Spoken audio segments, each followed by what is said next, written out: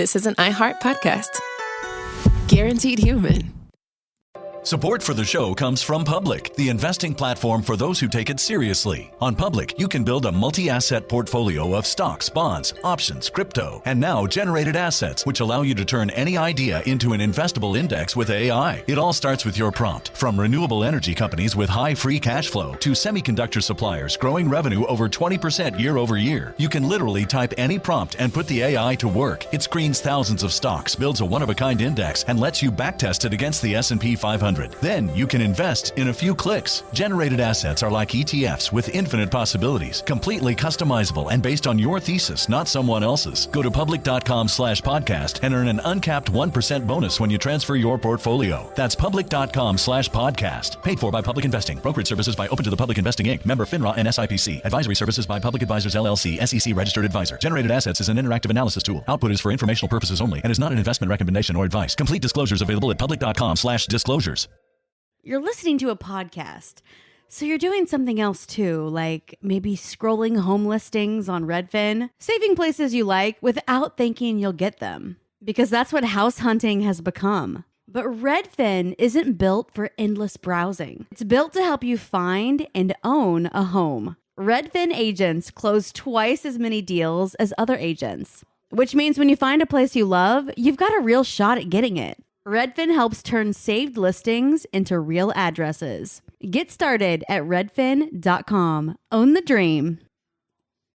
Hey, this is U.S. Olympic gold medalist Tara Davis-Woodhull. And I'm U.S. Paralympic gold medalist Hunter Woodhull. As athletes, our lives are about having a clear path. And a team that you can absolutely trust. So when it came to getting the best mortgage, we chose PennyMac. PennyMac is proud to be the official mortgage provider of Team USA and you. Learn more at pennymac.com. PennyMac Loan Services, LLC, Equal Housing Lender, NMLS ID 35953. Licensed by the Department of Financial Protection and Innovation under the California Residential Mortgage Lending Act. Conditions and restrictions may apply. Wasn't that delicious? So good. Your bill, ladies? I got it. No, I got it. Seriously, I insist. I insisted first. Oh, don't be silly. You don't be silly. People with the Wells Fargo Active Cash credit card prefer to pay because they earn unlimited 2% cash rewards on purchases. Okay, rock, paper, scissors for it. Rock, paper, scissors, shoot. No! The Wells Fargo Active Cash credit card. Visit wellsfargo.com/activecash. Terms apply. Zone Media. Hey everybody, Robert Evans here, and I wanted to let you know this is a compilation episode. So every episode of the week that just happened is here in one convenient and with somewhat less ads package for you to listen to in a long stretch if you want. If you've been listening to the episodes every day this week, there's going to be nothing new here for you, but you can make your own decisions. Welcome to It Could Happen Here, a podcast about how freedom is a joke and our lives are the punchline. I am your host, Mia Wong. Long ago, 2013, in a galaxy basically exactly where this one is now, Jeff Bezos, the founder of Amazon and now a terminal fascist, purchased the Washington Post. This was a sign of things to come. The danger of the American free press is, and has always been, that we do not have a free press, we have a capitalist press. Writing, and especially reporting, is a material product. Journalists have to eat, they have to travel, they have to go places, they have to meet people. All of this requires capital.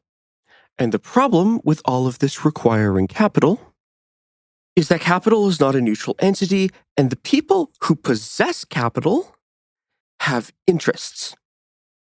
Fast forward to 2020. As protests and uprisings raged across the United States against the police and white supremacy, a battle broke out inside of the New York Times' newsrooms and editorial staff about the newspaper publishing an opinion piece called Send in the Troops, calling for, you guessed it, sending in the troops to attack protesters, published by a member of the American government named Tom Cotton. Editors resigned in outrage, debates raged across journalist slacks. It was the culmination of decades of battles about the direction of politics and race in the United States, fought simultaneously in the streets and in the newsroom. 2020 was a significant danger to the ruling class. The actual ideology that was so dangerous it had to be destroyed was this. If the premise of 2020 is true, which is that the US is a structurally racist country founded on slavery and genocide, and that reproduces those same violences through the prison system, which, has legal slavery in it from the structure of the 13th Amendment, and reproduces it again through the police, then the American project is indefensible. And here there be dragons. The ruling class needed to move to stop it. And so they created what they would call, I guess, a new ideology, but was really a continuation of centuries-old strategies, this time rebranded as anti-woke. One of the avatars of anti-woke was Barry Weiss. Barry Weiss was at the New York Times at the time, was an ideological diversity hire, which is to say, affirmative action for white conservatives, as affirmative action has only existed in the figments of the minds of conservatives. She was given a cozy make-work job at the beginning of the Trump administration as an opinion staff editor and writer for the New York Times. She was hired specifically to bring in more Trumpian figures into the opinion section. This is, and I cannot emphasize this enough, this is the fever dream of affirmative action in the conservative mind, right?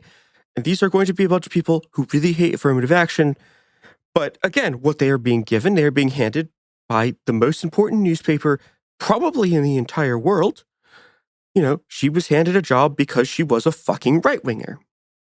Now, Weiss was part of the, shall we say, conversations at the New York Times about, again, whether or not a newspaper should print a letter from a sitting U.S.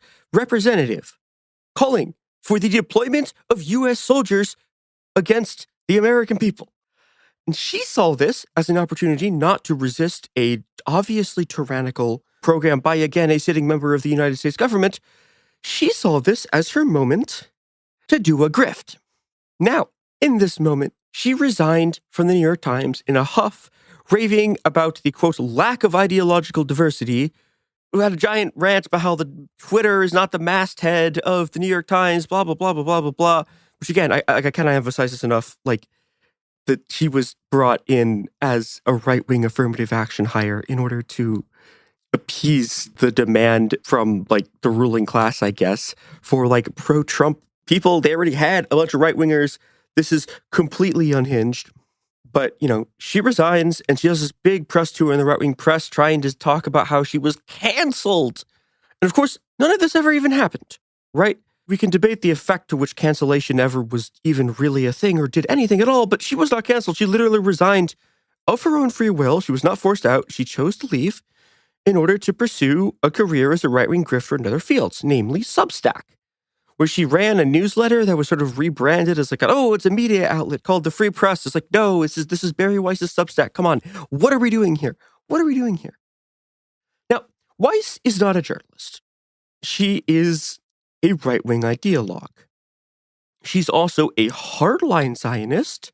If you want to go into all of the absolutely unhinged shit that Barry Weiss has said and done over the years, all of the just unbelievably Islamophobic shit, all of the weird racist shit, all of the anti-immigrant shit that she said, there's a very good John Oliver thing about her. She is part of this story, but if we spent this entire episode just talking about how much she fucking sucks, we would be here for 2 decades. Now, in a just world, none of this would matter at all. This would just be a conservative walking off from the free job that she was given by the New York Times, stomping off in a huff and going to start a Substack. Whatever. Who cares? This is not a just world. This is the United States. She now controls one of the most powerful and important news organizations in the United States. The story of how she got there is the story of the future of the American media. Unfortunately for all of us, the story is distressingly simple. Barry Weiss and her outlet, I'm using that in immense quotations again, this is just a Substack, was bought out by one Larry Ellison. Larry Ellison then appointed Weiss to be the ideological hatchet woman for his takeover of Paramount, which owns CBS. There was no secret plan. There was no weird strategy. There was no Illuminati cabal behind the scenes. It didn't require any effort at all. All you have to do in order to install a right-wing hack as the editor-in-chief of CBS News is buy the company. The results have been devastating. I would call what happened resegregation. There was a large-scale firing of non-white employees. NBC eliminated the editorial teams for NBC Asian America, NBC Black, NBC Latino, and NBC Out. NBC Out was the queer one. They fired Gayle King. They did some stuff that frankly sounds like a joke. I'm just going to read this quote from The Root. And the CBS News Bureau in Johannesburg, South Africa has been shut down, with coverage of Africa shifting to London. That is, again, they closed the South Africa Bureau, the CBS Bureau in South Africa, and moved their coverage of Africa from Africa to London. If a hardline Marxist ideologue had written this in 1967, no one would have believed them. And in the process, what they've done here is they've destroyed the NBC outlets that were responsible for doing a whole bunch of coverage for different groups of non-white people, right? NBC BLK, which is NBC Black, did a whole bunch of very good coverage of the uprising in 2020, right? NBC Asian America did a bunch of good work. NBC Out was a place where you could occasionally find a trans person who was allowed to write. And all of that is gone because one man, Larry Ellison, and his son, David Ellison, bought the fucking media company and installed this unhinged right-wing hack as their ideological secret police. I don't even know what you would call this position, the ideological purge executor, I guess you could call it, of CBS. Now, obviously, there are multiple aspects to this. We'll talk about Larry Ellison himself in a second because he is a very important figure. But first, before we talk about the consolidation of capital into increasing monopolies, let's go hear from some of those monopolies. Products and services, let's go.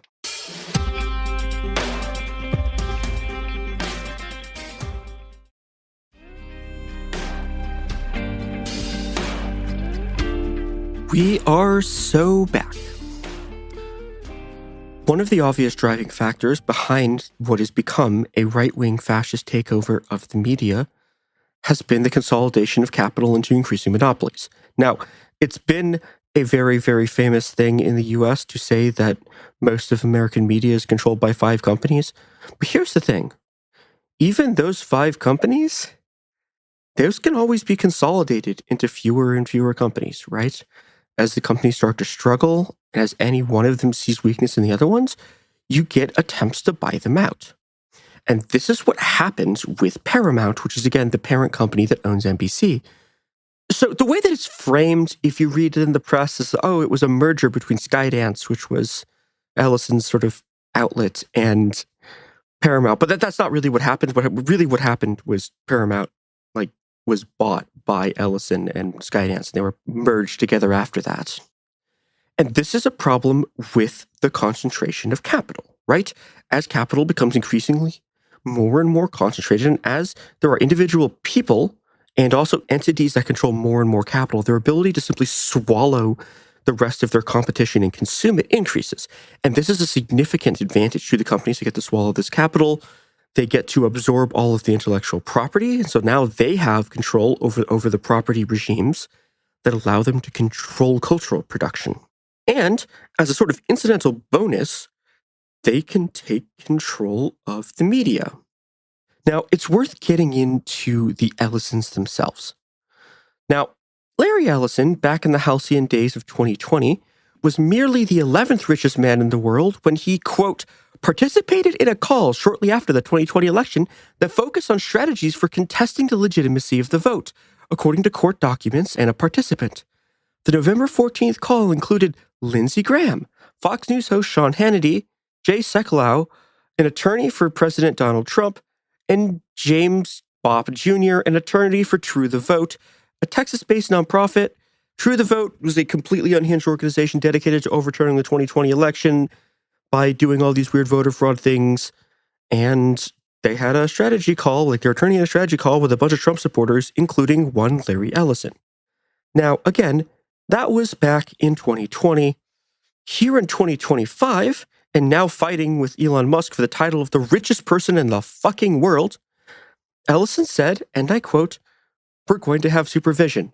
Every police officer is going to be supervised at all times, and if there's a problem, AI will report that problem and report it to the appropriate person. Citizens will be on their best behavior because we are constantly recording and reporting everything that's going on." Now, in that intervening time, Larry Ellison is one of the people behind Oracle. And Oracle has benefited enormously as a company that got really in on the cloud storage boom.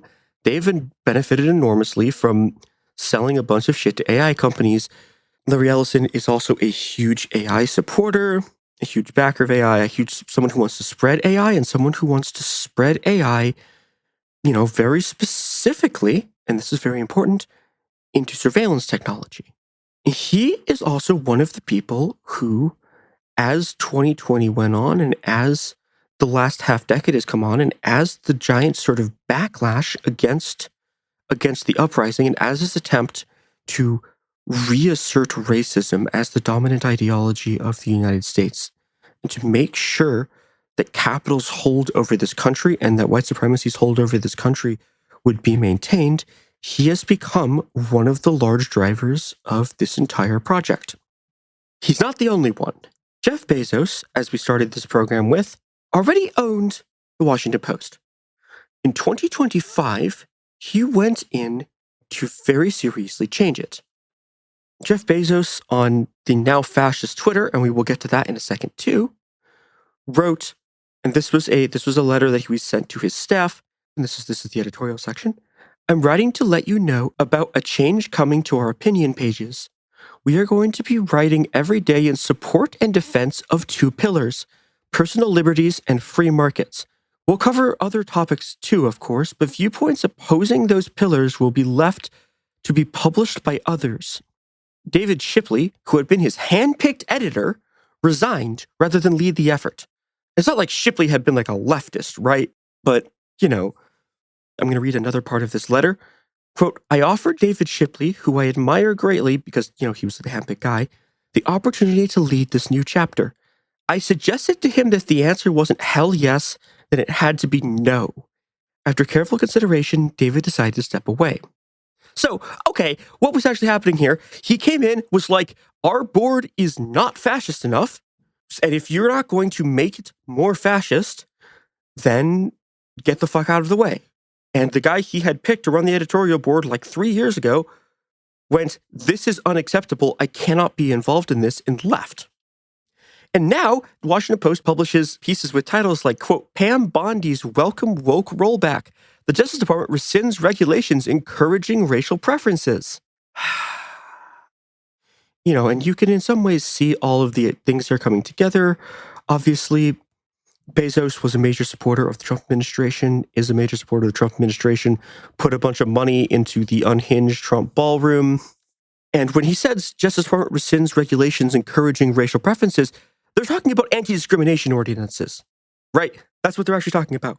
But these people have been so cooked and have stewed so much in the ideology of countering the ideology of 2020 that they're now doing all of this reverse racism stuff where they think that if you're not allowed to discriminate, that's anti-white discrimination. And the Washington Post has been tanking effectively in the wake of a whole bunch of right-wing editorial changes. Its audience has significantly declined since this. A whole bunch of people who subscribed to the Post called it in. Their subscriber count is just absolutely pitiful now. The reach has been contracting. The paper is going to shit. But that doesn't matter because the Washington Post is not a money-making outlet. The Washington Post is a chance to shape the way that the country thinks. And it is better that, 7 people in Washington, D.C., who are all identically minded conservatives, read the Washington Post and agree with it than it is for there to be any sort of independence whatsoever from anything on the shop floor, from any of the people writing for it. We've also seen, in recent months, the elimination of Teen Vogue. Condé Nast, Teen Vogue's parent company, eliminated Teen Vogue as an independent outlet. Teen Vogue had been the furthest left of the even sort of mainstream outlets in the US. It had carried a bunch of extremely good and radical work on race and gender. It was also one of the few outlets with consistent trans writing. And of course, the other aspect of all of these purges has been unbelievable unhinged transphobia.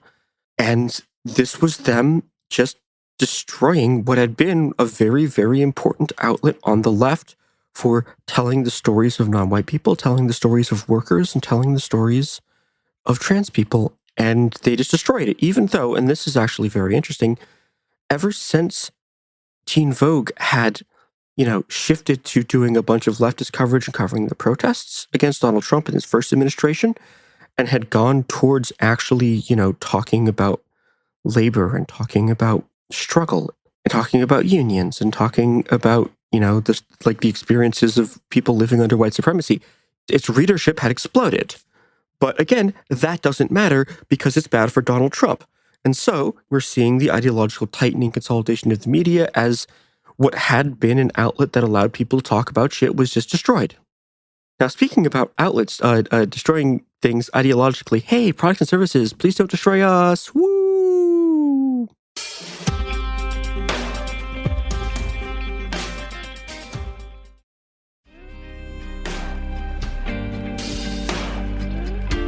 Now, as we covered on this show a few weeks ago, Condé Nast also fired several union workers illegally for, staging a, again, protected workplace action demanding to know what the fuck was going on with these Teen Vogue firings. And that's another aspect of all of this takeover, which is that these outlets just viciously and radically hate, and this is the ruling class, the people who run these outlets, viciously hate unions. And this is something that's very important to understand in terms of media unions, because media unions were also a very powerful force for encouraging diversity. Because, as it turns out, workers, and this is true, I could say this as someone who's part of a media union, less racist than the bosses, and in fact, would like there to be more non-white people and don't like it when non-white people are discriminated against. And this is one of the things that these media unions and that unions in general do, is try to help you not get fucking discriminated against on racial grounds. So, of course, a part and parcel of this has been the targeting of the union. And that's what we've been seeing at Condé Nast, where they also fired workers who had nothing to do with Teen Vogue, and also one of whom was on the show and is trans. And you should go listen to that episode because it's very good. But that's another aspect of this right-wing consolidation, is that media unions are able to push back against the untrammeled power of these fascist billionaires to turn news coverage into whatever the fuck they want. And that's what's happened at CBS, where they're now doing giant specials with Kirk's widow and all of these just absolutely deranged, unbelievably bizarre right-wing pieces that they're just sort of airing now. And in order to, stop that shit, you need powerful media unions, and this is one of the things the ruling class is trying to crush. Now, it's also worth mentioning that these right-wing billionaires are trying to consolidate their hold on social media as well as the traditional media. And obviously, the largest example of this is Elon Musk, who's purchased Twitter and has, effectively turned Twitter into another arm of Stormfront. It is a just unhinged stew of racism and conspiracy that is now effectively unusable if you don't want, the most racist shit you've ever seen in your entire life, just in every single one of your replies. And it's also become a major, vector of targeting for the Trump administration, where what Twitter is used for now, instead of being a platform that at one time actually was able to play a role as the thing that does resistance, as a tool of protesters and as a tool of people who opposed, the untrammeled rule of billionaires, it's now been converted into just racist slop and a way to track down anyone who's sort of vaguely center-left and just put them in the eyes of the administration so they can be targeted by the state. And it's also worth noting that one of the people who helped bankroll the purchase of Twitter, because Elon Musk couldn't just purchase it directly, was one Larry Ellison. Larry Ellison is also part of a massive attempt to buy TikTok. Listeners of the show are probably familiar with the whole extremely weird story about how TikTok was banned last year under the Biden administration, sort of bafflingly, and then Trump sort of just broke the law and made it still be usable, but has been trying to force TikTok to be sold to American buyers. And the conglomerate that's supposed to buy it is a Larry Ellison thing. So he's also attempting to buy TikTok. And finally, the story we're going to close on is that Larry Ellison has been doing a hostile takeover bid of Warner Brothers. Now, Warner Brothers currently is set to be bought by Netflix. Larry Ellison kept on submitting bids to them, and his efforts to actually get the purchase to go through were consistently denied. But, in the wake of that, they're attempting to do a hostile takeover bid where they just go to the shareholders directly and try to buy them out at what they claim is a higher share price. I'm not going to go into that whole thing. It's a fiasco. But what is interesting for our purposes is that David Ellison, who's the guy running Paramount, who's the guy who's been directly running the ideological purges, has met several times with Trump. And last time they met, Trump has promised that he would change the coverage of CNN in order to make it better for Trump. Now, it's also worth noting that buying CNN is not part of the deal for the Warner takeover bid by Netflix, right? If Netflix takes over Warner Bros., they don't get CNN. Under Paramount and Larry Ellison's deal, they would get CNN. Now, even though CNN has done a whole bunch of unhinged shit, like having Ben Shapiro on to do fucking election coverage, Jesus fucking Christ, okay? Trump has still been mad at them for reporting even a tiny bit critically about his administration. And Trump has been kind of refusing to pick a side directly in terms of the takeover bid for Warner Brothers and the fight between Netflix and Paramount. But he's now said that he wants to make sure that CNN is sold and that it should get new leadership, presumably along the style of what happened with CBS. And so this is sort of the final phase of all of this, right? Which is the Trump administration has the ability to use its quote-unquote antitrust power in order to stop one of these two companies from doing this buyout. And the Trump administration is using the fact that the media is being bought out by his allies in order to try to get people to buy CNN and simply eliminate negative news coverage of him. And I don't really think I need to explain why it's extremely bad that the President of the United States could simply order a news outlet to be bought out and then suddenly it's bought out. I think it's kind of self-explanatory why that's unbelievably bad, but that is the situation that we may rapidly find ourselves in because we don't live in anything that even sort of looks like a democracy. We live in the dictatorship of capital. And the thing about the press under a dictatorship, even one that's as decentralized as the dictatorship of capital, is that one particularly fascist faction of capital can simply roll in, buy the media, and take control of it. And that's the project that we're seeing now. But these people are not undefeatable. We beat them before, we can beat them again. And in some ways, their project is kind of self-defeating in that they have spent a significant amount of time hollowing out people's trust in these institutions. And there is an extent to which, as bad as all of this is, they may simply be taking control of a husk that they had already caused to rot from the inside. And meanwhile, all of his control of the media that they've been taking has not stopped everyone from fucking hating them. And that's the note that I want to leave everyone here on. It doesn't matter how much of the media these people buy, everyone still hates them, we can fight them, and we can win.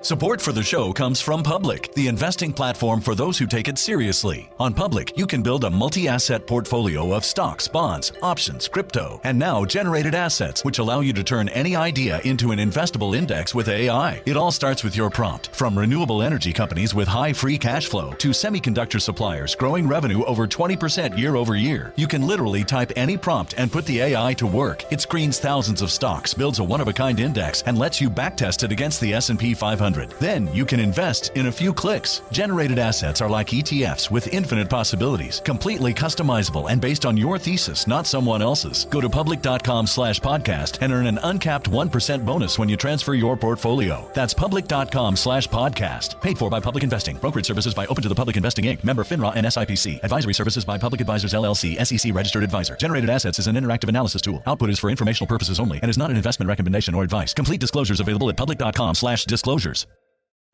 Hey, this is U.S. Olympic gold medalist Tara Davis Woodhull. And I'm U.S. Paralympic gold medalist Hunter Woodhull. As athletes, our lives are about having a clear path. And a team that you can absolutely trust. So when it came to getting the best mortgage, we chose PennyMac. PennyMac is proud to be the official mortgage provider of Team USA and you. Learn more at pennymac.com. PennyMac Loan Services, LLC, Equal Housing Lender, NMLS ID 35953. Licensed by the Department of Financial Protection and Innovation under the California Residential Mortgage Lending Act. Conditions and restrictions may apply. Life gets messy. Spills, stains, pet accidents, and kid chaos. But with Anabay, cleaning up is easy. Our sofas are fully machine washable, inside and out, so you never have to stress about messes again. Made with liquid and stain-resistant fabrics, that means fewer stains and more peace of mind. Designed for real life, our sofas feature changeable fabric covers, allowing you to refresh your style anytime. Need flexibility? Our modular design lets you rearrange your sofa effortlessly. Perfect for cozy apartments or spacious homes. Plus, they're earth-friendly and built to last. That's why over 200,000 happy customers have made the switch. Upgrade your space today. Sofas start at just $699. Visit washablesofas.com now and bring home a sofa made for life. That's washablesofas.com. Offers are subject to change and certain restrictions may apply. Flag football is exploding, and iFlag is leading the way. As the Guinness World Record holder, iFlag hosts premier flag football tournaments nationwide for boys, girls, high school girls, and adults. From first-time players to elite competitors, iFlag delivers top-level competition, unforgettable experiences, and a community built around the game. Ready to be part of it? Join the movement. Find your tournament and learn more at iflag.org. That's iflag.org. Welcome to Take It Happen Here, a podcast that boldly asks the question, what if a whole bunch of your life wasn't controlled by the bizarre whims of random dictators? This is your host, Mia Wong, and the last time we saw the Blue Bottle Union, they had staged a walkout during an eclipse. Now they are back again to talk about union shit.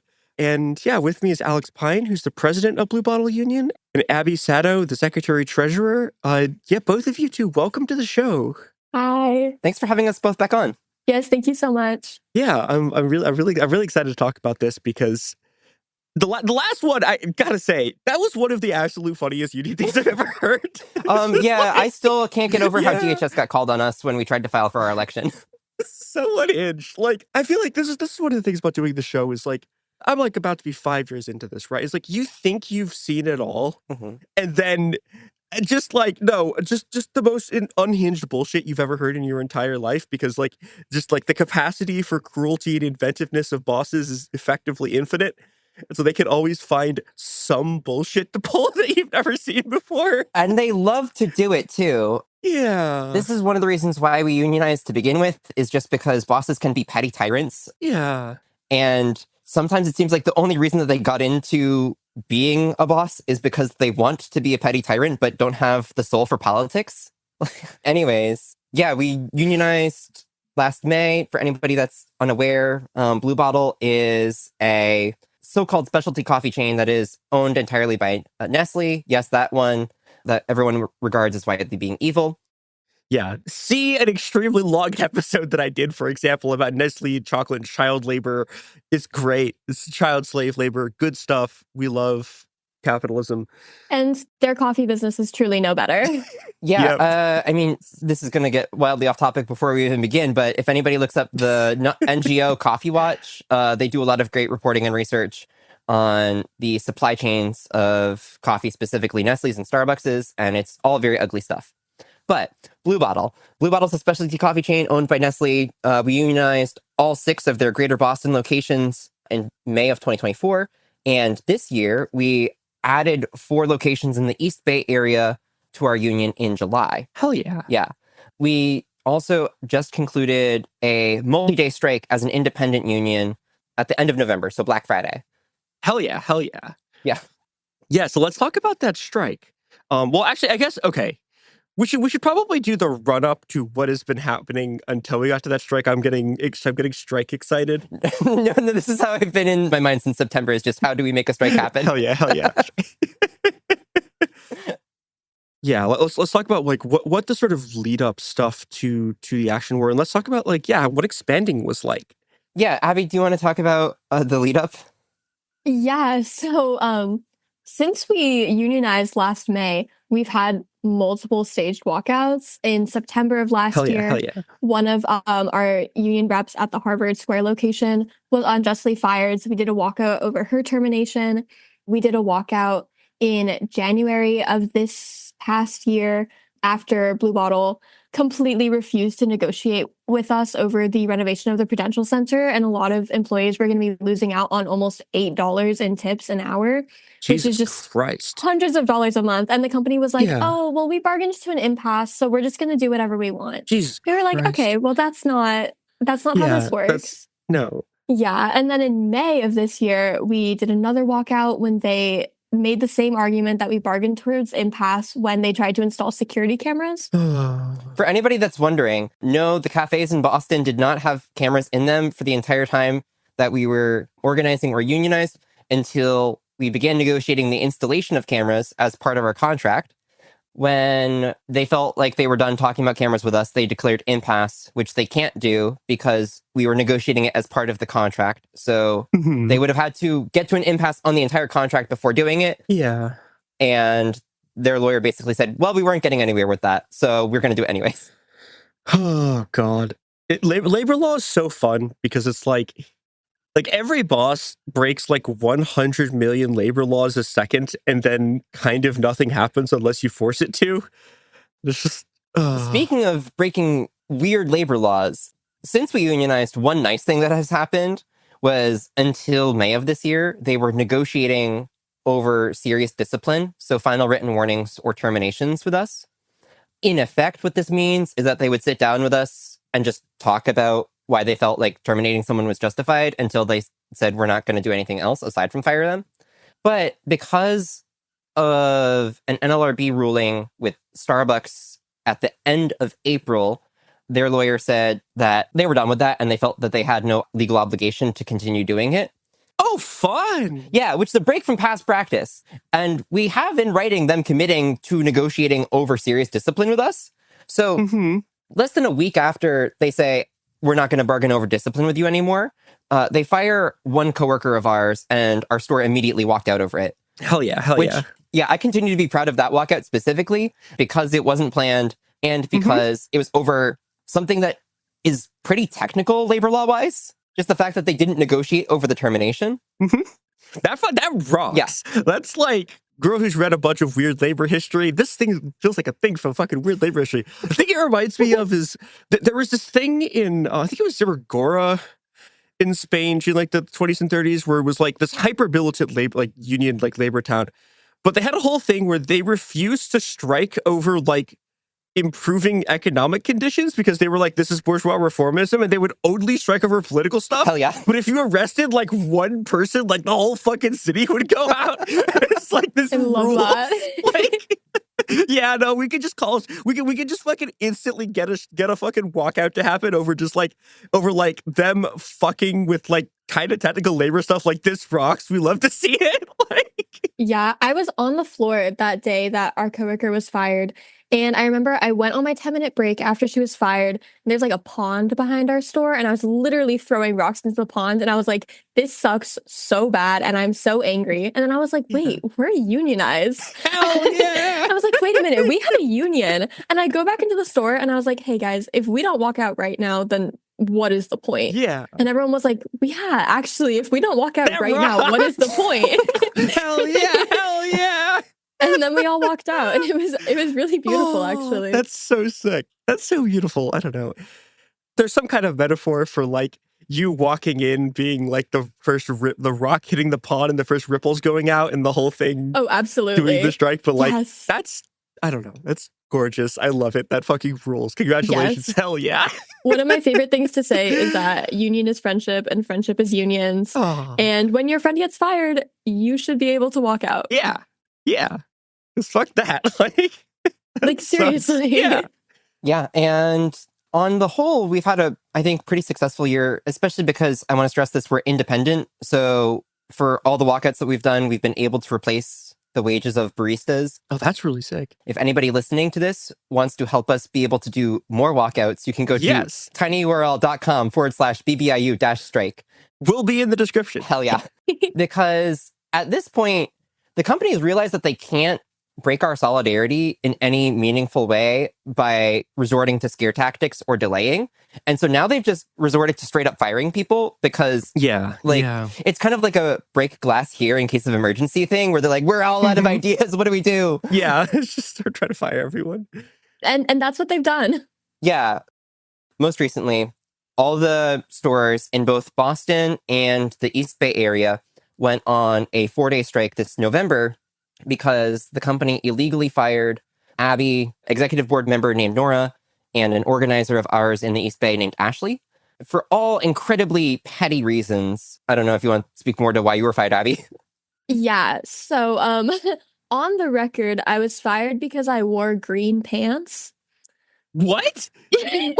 I wore green pants like 3 weeks prior to me being fired, and let me tell you, there's nothing worse than waking up at 4:30 to go to your opening shift at your stupid cafe job to then clock in and be immediately hit with separation forms because you wore green pants 3 weeks ago. What?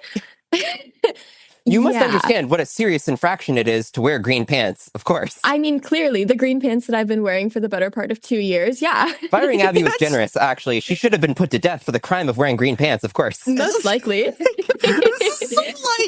This is some fucking medieval, you pissed off the monarch by you wore a color of pants that was unfavorable to the eye of the king, and now he's having you drawn and quartered. What is this bullshit? Yep, I wore green pants in front of my manager, therefore I should not be able to make my rent. Yeah, it's absolute gibberish. That might be the all-time dumbest firing reason I've ever heard. What is Oh, yeah.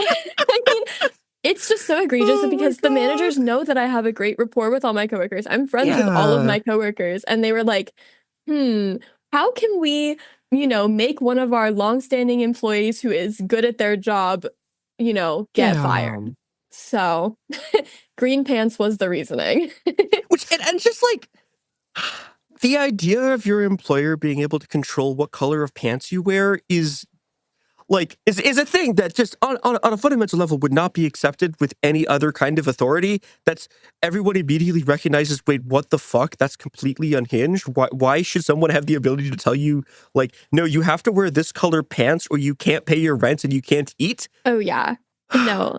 And this is kind of the despotism of management that we were just talking about, isn't it? Yeah. And this is the thing that in bargaining sessions for a contract, their side is very interested in maintaining.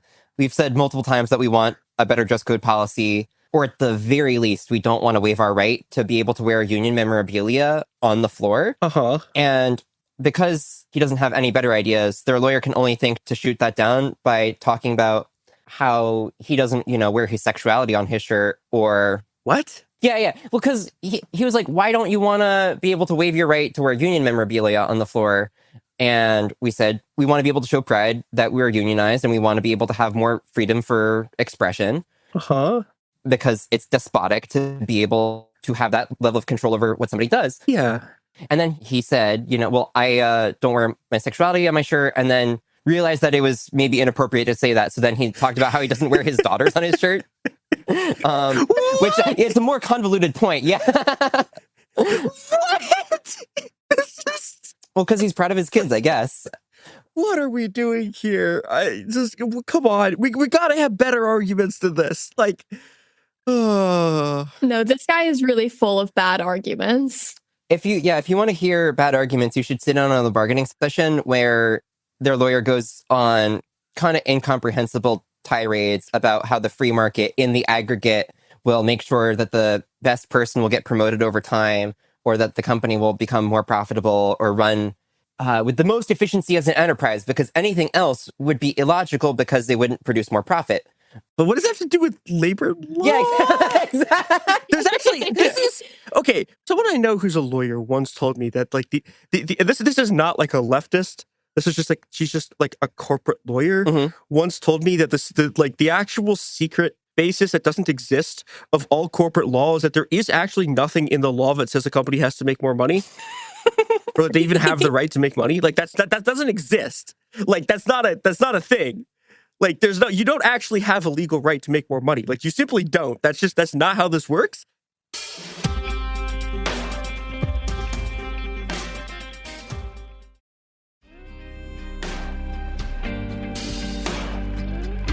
The thing it reminds me of is the anthropologist David Graeber wrote about, I think he might have been quoting someone else, but I can't remember who he was quoting. But he writes about how the relationship between sort of eloquence and violence, where the less you have, and this isn't somewhere in the Utopia of Rules, he writes about how, people who have access to violence to compel people to do something, you don't even have to speak the same language as someone, right? You can just point a gun at them and, they have to obey you because, they have force, right? But the less ability you have to actually use force to get someone to do something, right? So if you're a village chief there's actually a lot of indigenous tribes that were like this, but you're in like sort of the Northeast, and you don't actually have the ability to compel people to do things. So if you want people to go work in the morning, you have to like get up and make a giant show of like, oh, I'm getting up to work in the morning. Everyone follow me. Wow, look at how hard I'm working. And you have to like convince them through oratory. And, this is like why all of these people, when Europeans run into them, everyone is like, holy shit, these are the best orators I've ever encountered, because they have to be, right? But the more power you have, the less eloquence you have to have, which I think is like, this is like a Donald Trump thing, right? It's like, yeah, once you've reached this point in the process, you can just compel people to do things through violence. You can just like talk like a fourth grader and it's fine and it doesn't matter because you just have violence. And that's what this reminds me of like, oh, we're the company. Like we're fucking owned by Nestlé. We have all this money. We don't have to make compelling arguments. We just have to like have power. Yeah, I mean, pretty much. Personally, it reads to me as like a way to delay actually talking about any of our demands at the table, because if you just eat up all the time, then there's no time to talk. Yeah. But that's also really beautiful to think about from a more abstract sense. Yeah. Well, also just companies love fucking with negotiations. It's awful. I should just start asking everyone who does negotiations about this, but on average, how late are your managers to show up to meetings? I would say that actually both sides are equally late. Well, to the negotiations at least. Just because getting around the city is so difficult. So it's like a transit thing, not like a No, we're not deliberately showing up late, as far as I know. Yeah, we just can't like, get in traffic. Yeah. But shouldn't they already just be there? Oh, yeah, well, because this is something that's actually been a delay tactic for them, is they insist that we need to split the cost equally of a bargaining space. What? And again, we're independent, so they know that we can't on a regular basis commit to that. So if you want to donate to our union so that way we can pay to sit down in front of these people. That's completely having to have the union pay I've never heard of that before. That's completely deranged. That's what? And we've even waived our right to meet in a neutral space. So we've asked if they would be willing to meet in the office of their legal representation, or if they'd be willing to meet in the office of our legal representation. And they've said no to both, because supposedly, despite being the second largest union avoidance firm in the world, they've said that their office doesn't have adequate space to hold us. But then rental space in the city is so fucking expensive that there's no feasible way to rent a space for 8 hours for 2 days, once a month. Yeah. Which has meant that we've ended up in some strange places. So college conference rooms, city hall, WeWork. What? Yeah. WeWork? I know. It's pretty dark. This is the most deeply unserious company I have ever encountered. Like, there's all kinds of things like that they've employed in the past year to attempt us making significant progress with negotiating.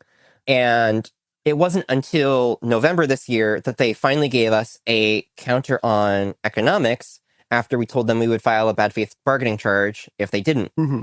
Hell yeah. Do you want to guess what their counter? So for reference, our union's requesting $30 an hour for baristas because that's a living wage according to the MIT living wage calculator. Do you want to guess what Blue Bottle said they would give us? 18? No. Well, actually, strangely, yes. They said right now we make 18 an hour, but they said they'll keep it the same and they want to retain the rate to change it whenever they want. They're making a floor. They're committing to a floor that they. I then tried to ask if they've ever in their history decreased wages. And they're like, no, I don't see why we would ever do that. And I'm like, oh, so then this floor is bullshit, actually. Their baseline for negotiations is our starting position is nothing? Yeah. And this is a year after negotiating with them so far. Yeah. It's like a year. It's like, okay, like, I mean, at that point, it's like, yeah, I don't know, like, fuck it. Our starting position is we should have your house.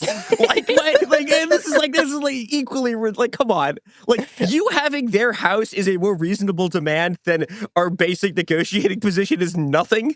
Like, what are we doing here? Oh, no idea. Just, God. Yeah, I mean, insert obligatory line here about how after you win an election, the most common way for union to fail is bargaining. The first contracting companies know this, so they will just do bullshit for several years to attempt to not have you get a contract. It sucks. Yeah. Yeah. Fuck them. It's their whole strategy. I mean, the whole like union avoidance of it all is they're just trying to like wait us out and then fire people who are involved and just like, in their words, like let turnover do its natural work. But it's like, isn't this specialty coffee? Don't you want people who are good at their jobs? I've watched some of my new coworkers pull a shot that I wouldn't feed to a dog. Like, I've seen our manager do the same. Oh, absolutely. Why? Look, you can't expect managers to know how to do things. That's not their job. My manager, let me tell you, I used to have to open with her like 3 times a week. And she has this very beautiful habit of, as she's dialing espresso, and also she does this while she's counting cash, she will have her phone open on TikTok and then scroll through. I have this one horrific memory. It was 6 a.m. and she was going through an entire TikTok story time series for 45 minutes. And the whole story time was going on. And every time it was an introduction of like, I don't even remember what it was about. I think it was like, she was like, oh, this is my story of being like a mob boss's wife. And I had to listen to that for 45 minutes while opening. God. Yeah, I think you should legally be allowed to have her car. I think I should have her house, probably. Yeah, that too. Yes, it's like our starting demand is the more you every time you piss us off, we get another one of your houses. Like, for every TikTok watched on the clock, that's $1 towards me per hour.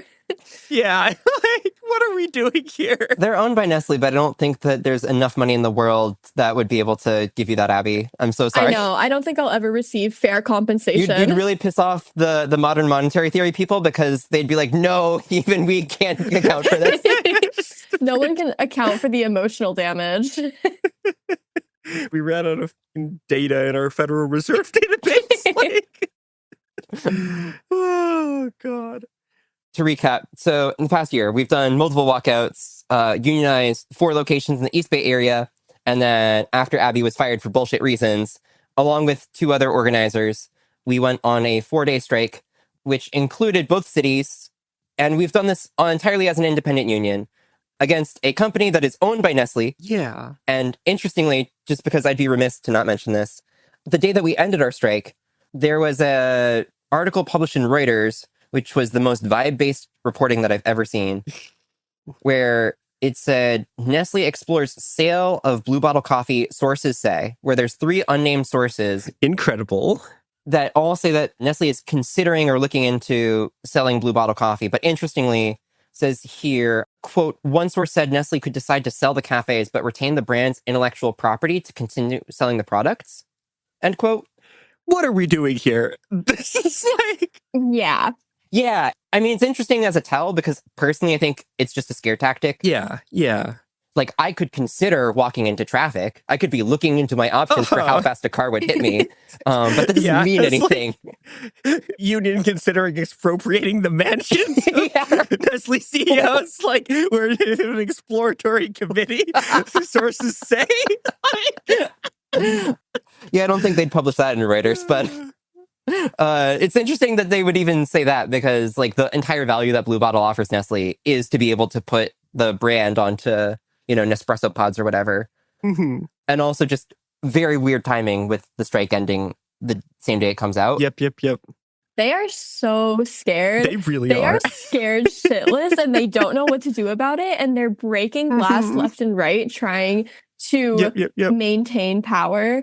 But it's like Alex said earlier, like the solidarity that we have between our coworkers, it just cannot be broken by management. Yeah. And even after they fired me and 2 of our other organizers, people still went out on the picket line. We kept 5 out of the 6 cafes closed in Boston. And the only reason one of them could stay open is because all of the managers banded together to keep the Prudential Center open.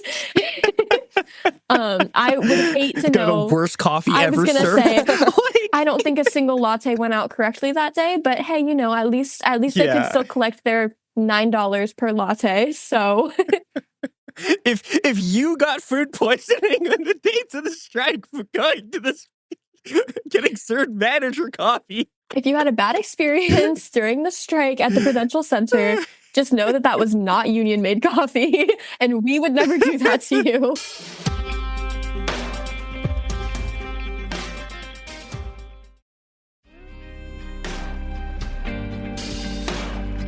I think it's really beautiful that, y'all just kept fucking doing this, even though they're just doing this bullshit constantly. And it's like, no, we're just going to keep fighting them. And they're going to get so scared that they're leaking to the press that we're thinking about selling the thing. Like, it's just...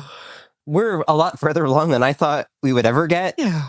I thought they were going to fire us the day after we did the first walkout last year, which is, I thought all the more reason to try then. Yeah. But really, it's not tough for people that we work with to realize that they're getting a bad deal, and that the reason that the job sucks is because they don't get paid enough to live in the city. Like, I think most baristas at Blue Bottle see something like 60% of their income going towards rent, because Jesus. We did a survey on this. Let me double check to make sure that I have the facts right.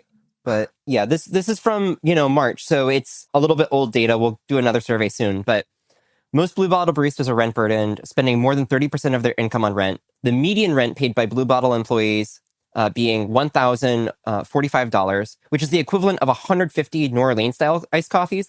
It's one of the best selling drinks they have. Christ. Yeah, no, I know. For 150 NOLAs, you too can pay the median rent paid by a barista. Oh my God. And then on average, 46% of their income going towards rent, with roughly a third of baristas paying over 60%. Oh my God. When we told all these facts to their lawyer at a bargaining session, and he just said that maybe the reason that we were all struggling to make ends meet was because we were paying for too many streaming services. Yeah, I know. Like, it's an entirely... He knows it's bullshit. Did they just get like a right-wing shit poster to be their lawyer? Like, is this like the fail son clone of Rudy Giuliani? Like, is this space gonna start melting off? What are we doing here? Like, come on. I wish I could tell you. I don't know what their strategy with saying obviously false things is, but they love to do it. It's so great. Okay. Fuck it. I'm gonna read this quote. I was gonna use this for a different episode and I didn't. So, all right, fuck it. I'm gonna read this line from Dan Olson's documentary In Search of Flat Earth, which is like probably the best thing that's ever been done about flat Earth, because they believe that power belongs to those with the greatest will to take it. And what greater sign of will than the ability to overwrite the truth? Their will is a hammer they are using to beat reality into a shape of their choosing.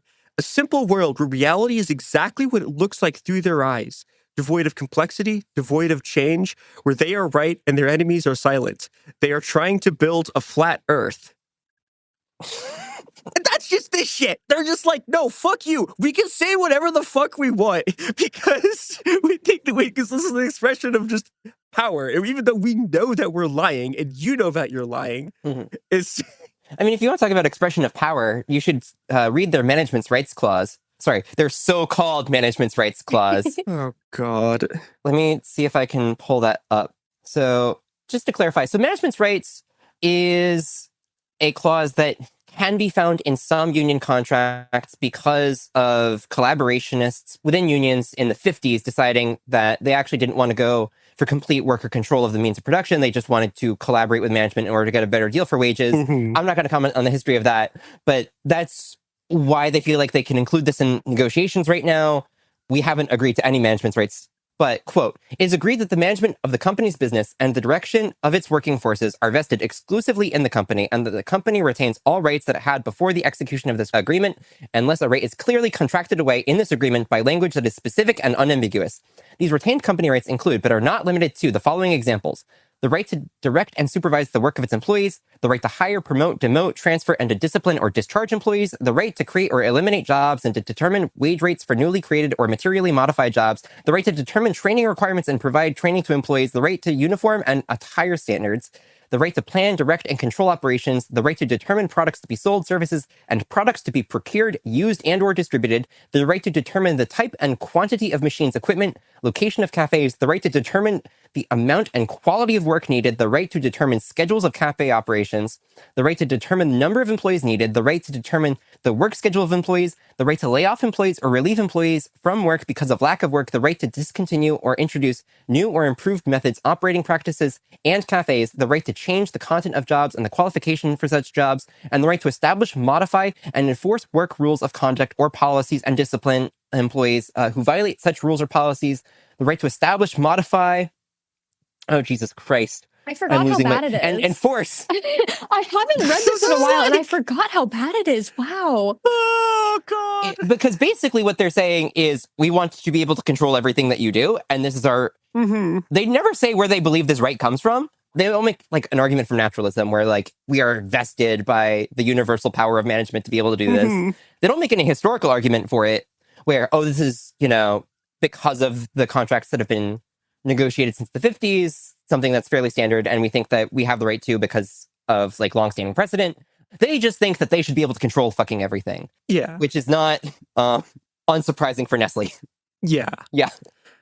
Well, and I think there's a lot of very, very abstract theoretical debate you run into if you're, like, instead of doing shit, you're, like, in theory circles about, like, oh, is capital its own autonomous entity, or is it, like, a thing that's, like, constantly in, like, relation to, like, the actions of workers? And it's like, okay, read something like this. And it's like, oh no, they are so worried that they're going to have to react to what their workers are doing that they are already doing this, right? Like, this is, you know, I mean, this goes back to the whole, like, we're leaking to the media, we're going to sell the company thing that they're doing, where it's like, no, actually, like, these people are so not, like, easily, but if you are organized at all, it becomes so clear to them that they actually, oh no, wait, hold on, they're responding to us.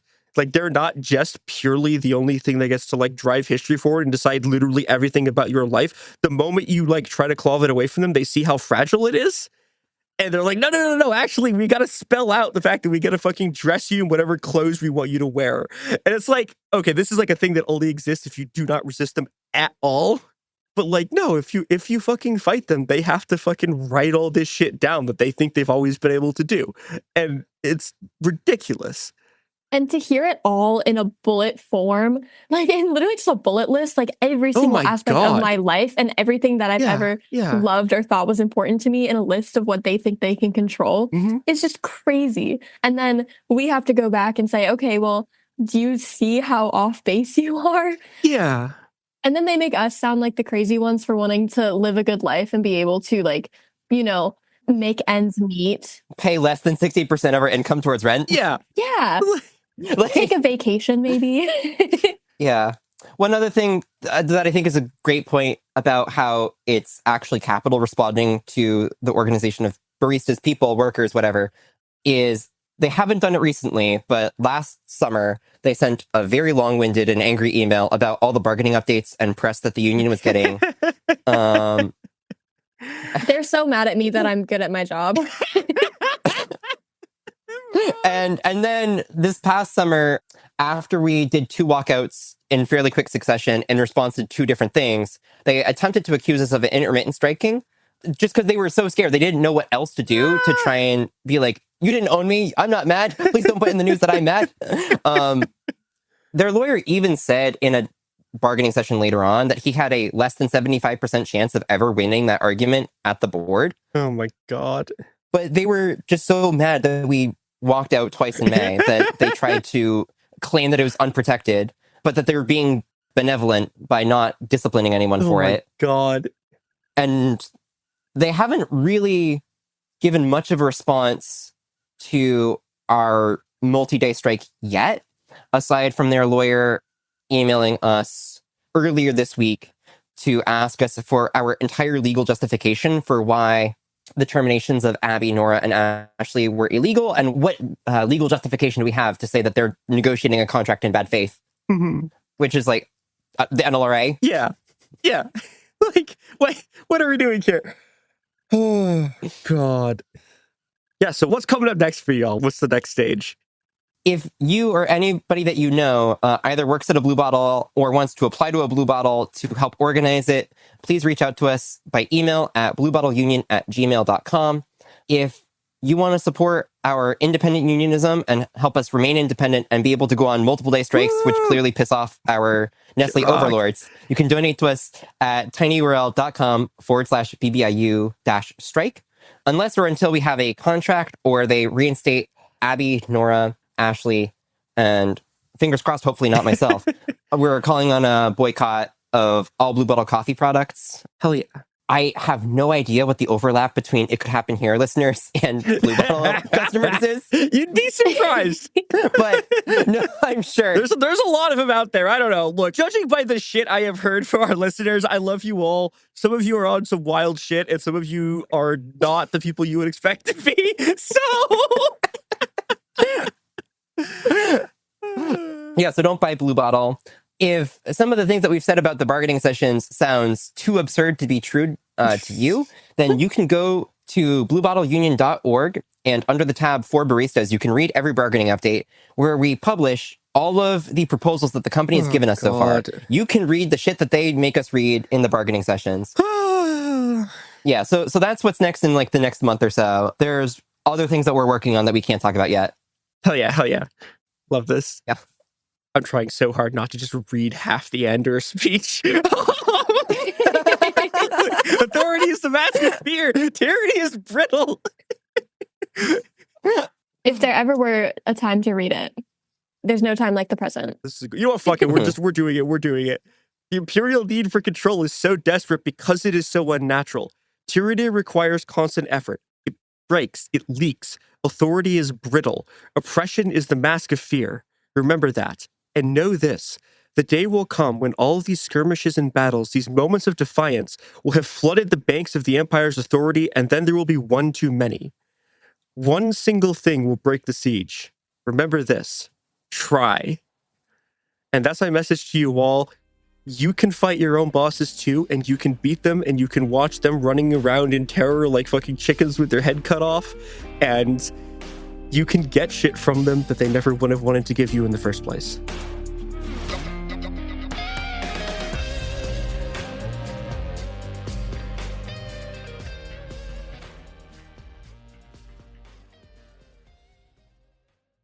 Support for the show comes from Public, the investing platform for those who take it seriously. On Public, you can build a multi-asset portfolio of stocks, bonds, options, crypto, and now generated assets, which allow you to turn any idea into an investable index with AI. It all starts with your prompt. From renewable energy companies with high free cash flow to semiconductor suppliers growing revenue over 20% year over year, you can literally type any prompt and put the AI to work. It screens thousands of stocks, builds a one-of-a-kind index, and lets you backtest it against the S&P 500. 100. Then you can invest in a few clicks. Generated assets are like ETFs with infinite possibilities, completely customizable and based on your thesis, not someone else's. Go to public.com/podcast and earn an uncapped 1% bonus when you transfer your portfolio. That's public.com/podcast. Paid for by Public Investing. Brokerage services by Open to the Public Investing Inc. Member FINRA and SIPC. Advisory services by Public Advisors LLC, SEC registered advisor. Generated assets is an interactive analysis tool. Output is for informational purposes only and is not an investment recommendation or advice. Complete disclosures available at public.com/disclosures. Hey, this is U.S. Olympic gold medalist Tara Davis Woodhull. And I'm U.S. Paralympic gold medalist Hunter Woodhull. As athletes, our lives are about having a clear path. And a team that you can absolutely trust. So when it came to getting the best mortgage, we chose PennyMac. PennyMac is proud to be the official mortgage provider of Team USA and you. Learn more at pennymac.com. PennyMac Loan Services, LLC, Equal Housing Lender, NMLS ID 35953. Licensed by the Department of Financial Protection and Innovation under the California Residential Mortgage Lending Act. Conditions and restrictions may apply. Life gets messy. Spills, stains, pet accidents, and kid chaos. But with Anabay, cleaning up is easy. Our sofas are fully machine washable, inside and out, so you never have to stress about messes again. Made with liquid and stain-resistant fabrics, that means fewer stains and more peace of mind. Designed for real life, our sofas feature changeable fabric covers, allowing you to refresh your style anytime. Need flexibility? Our modular design lets you rearrange your sofa effortlessly. Perfect for cozy apartments or spacious homes. Plus, they're earth-friendly and built to last. That's why over 200,000 happy customers have made the switch. Upgrade your space today. Sofas start at just $699. Visit washablesofas.com now and bring home a sofa made for life. That's washablesofas.com. Offers are subject to change and certain restrictions may apply. Flag football is exploding, and iFlag is leading the way. As the Guinness World Record holder, iFlag hosts premier flag football tournaments nationwide for boys, girls, high school girls, and adults. From first-time players to elite competitors, iFlag delivers top-level competition, unforgettable experiences, and a community built around the game.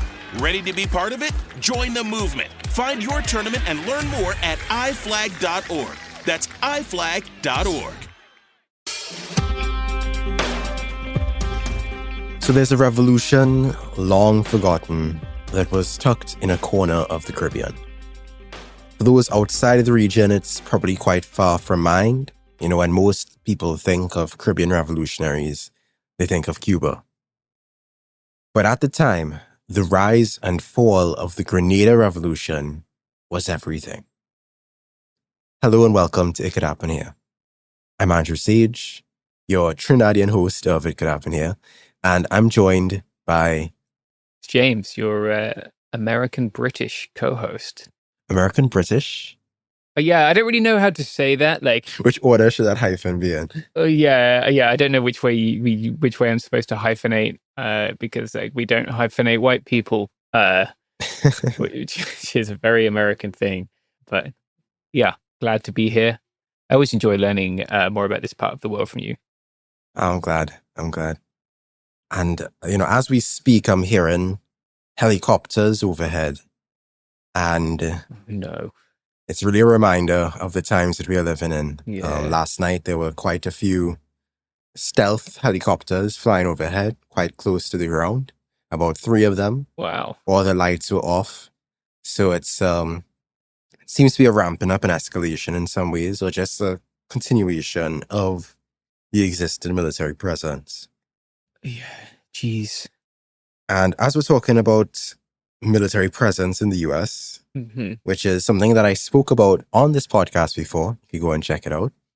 We're here to discuss the very recent history, positive and negative, of my northern neighbor, Grenada. So I don't want to bog anyone down with too many facts, but it's important to get an idea of the context. So Grenada is the southernmost in the grouping of Caribbean islands known as the Windward Islands. It's a country composed of Grenada, the island, and a few smaller islands, including Carriacou and Petit Martinique. It's long been considered the Spice Isle, as the hilly mainland was and still is home to a lot of nutmeg plantations.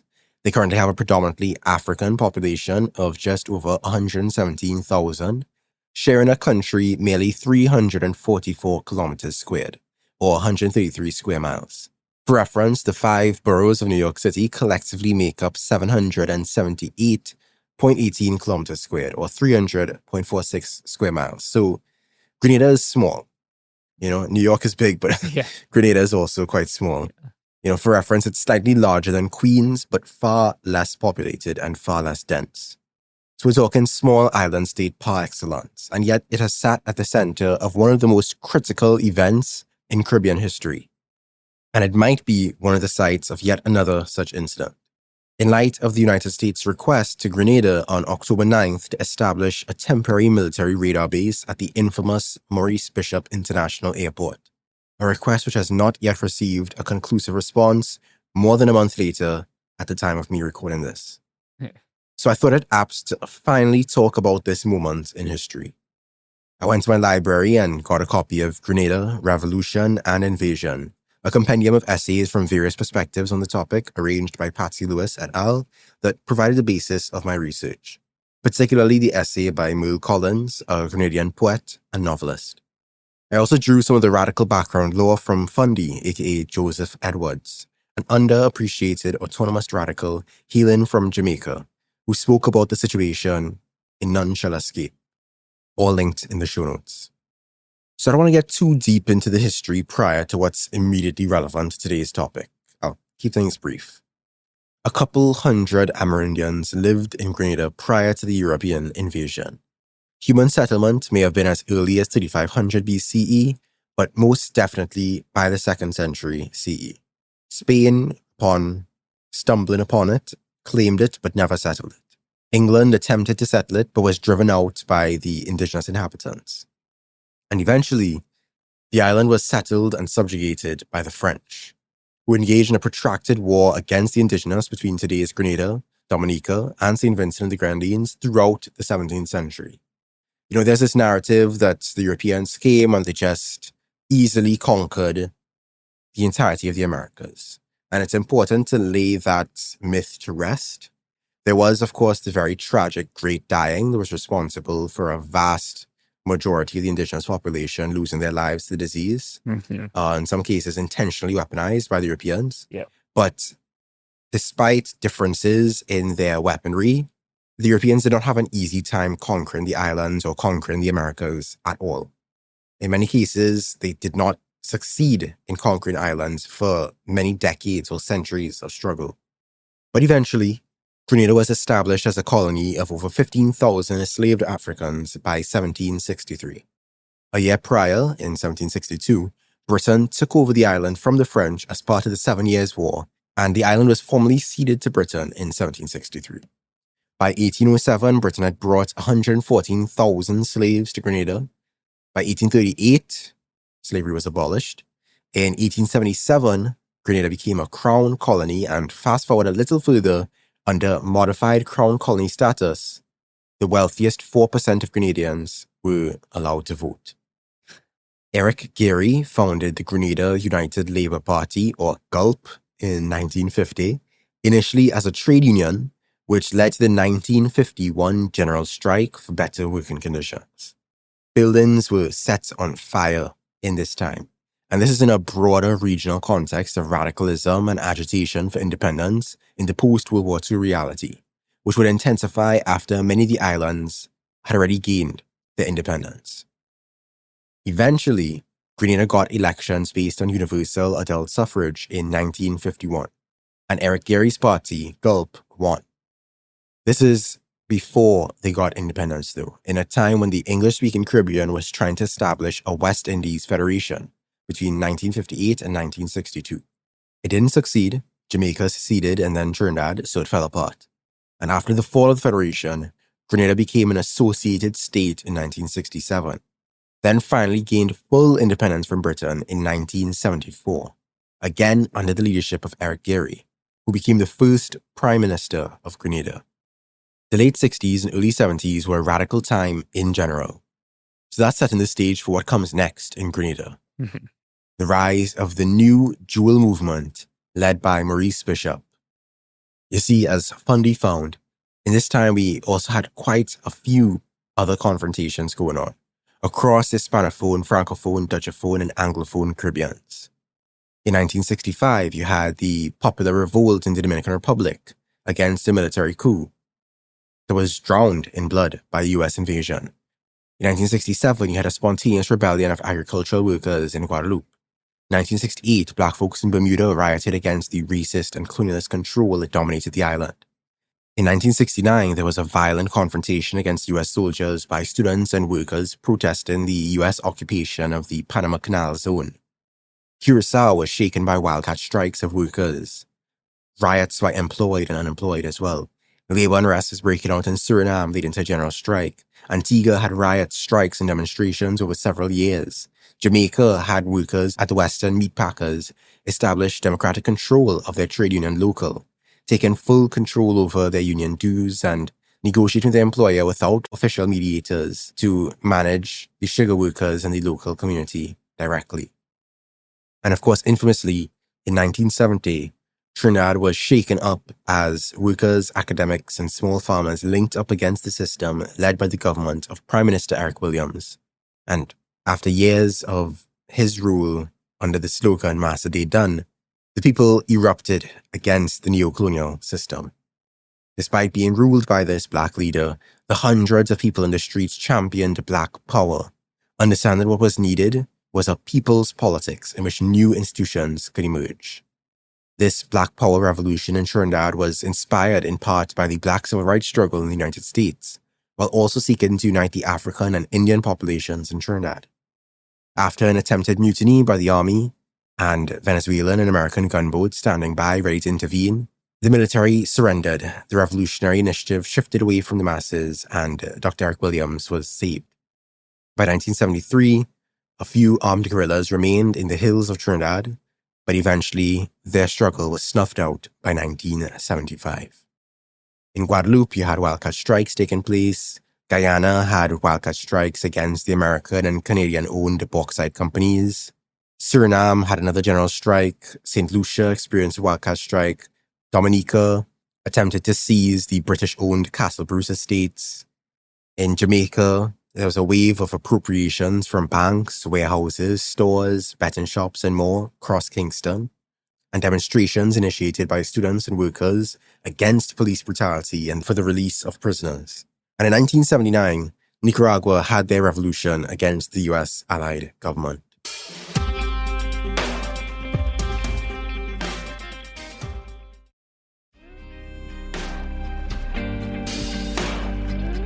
While all of this is going on, Grenada had a population of less than 100,000 people. It had just become independent under Eric Gairy.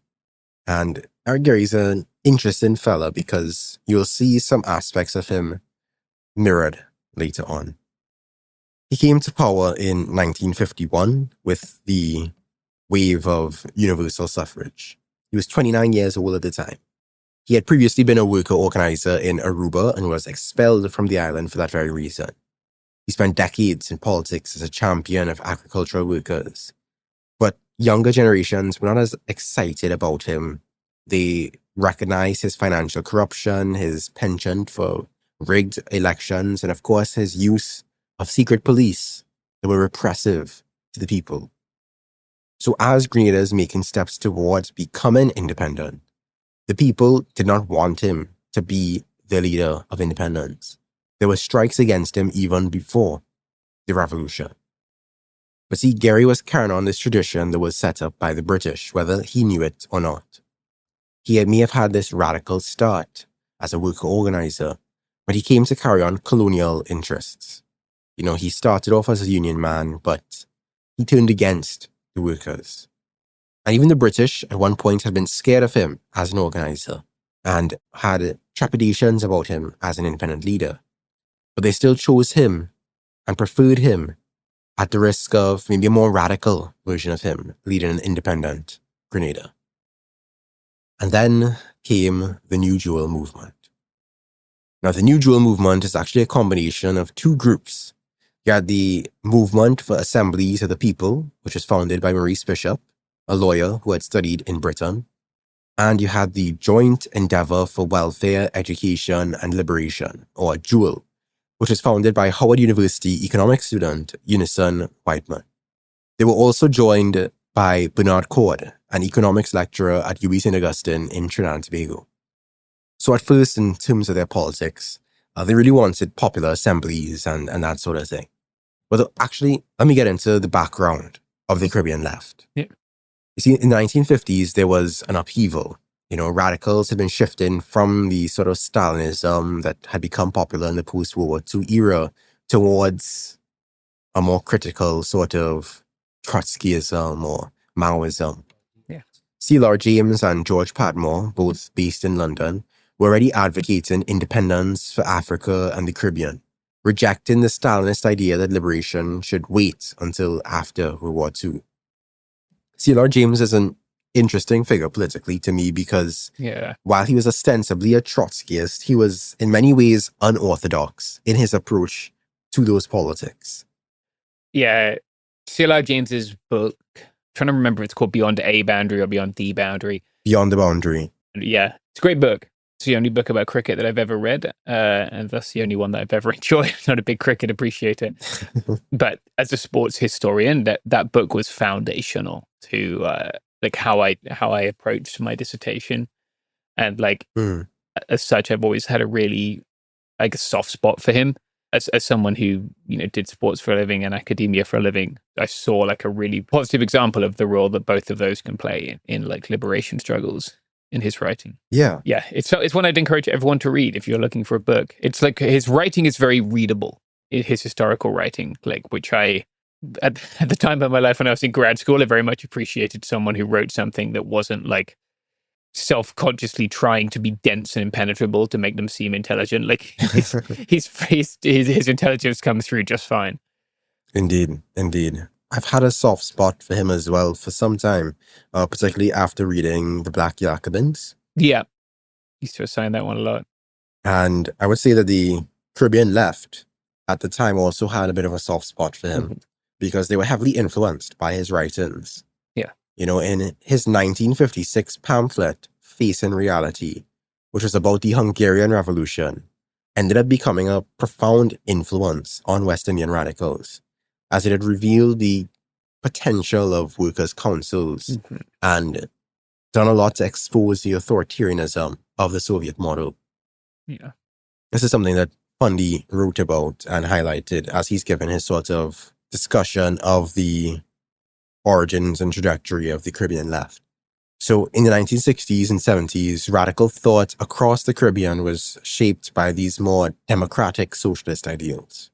You had movements like Jamaica's Young Socialist League, Trinidad's New Beginning movement, and Grenada's New Jewel movement that were all inspired by James and by grassroots workers' councils rather than the typical Soviet orthodoxy. Yeah. Of course, the Caribbean left was not immune to conflict or to division. There were conflicts between those who were more loyal to Stalinist or pro-Soviet positions, and that led to some splits within unions and political movements.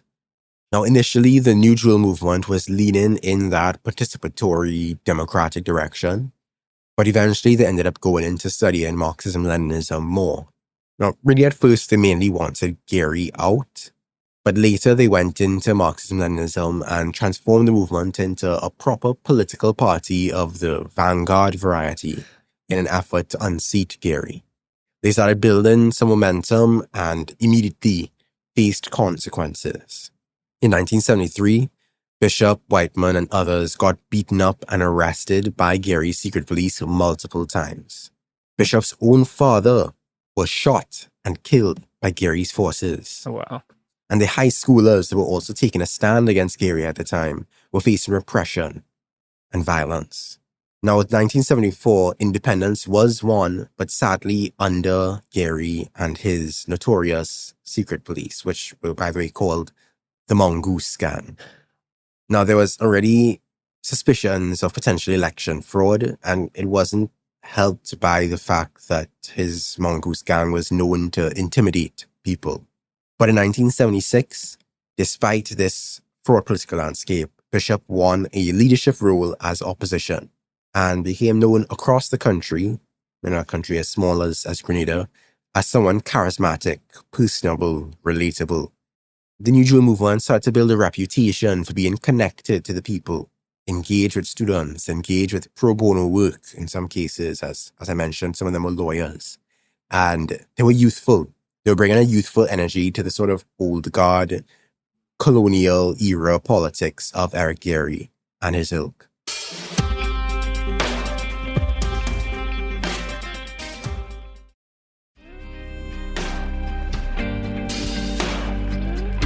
So the story of how the New Jewel movement came into power is actually a bit humorous to me.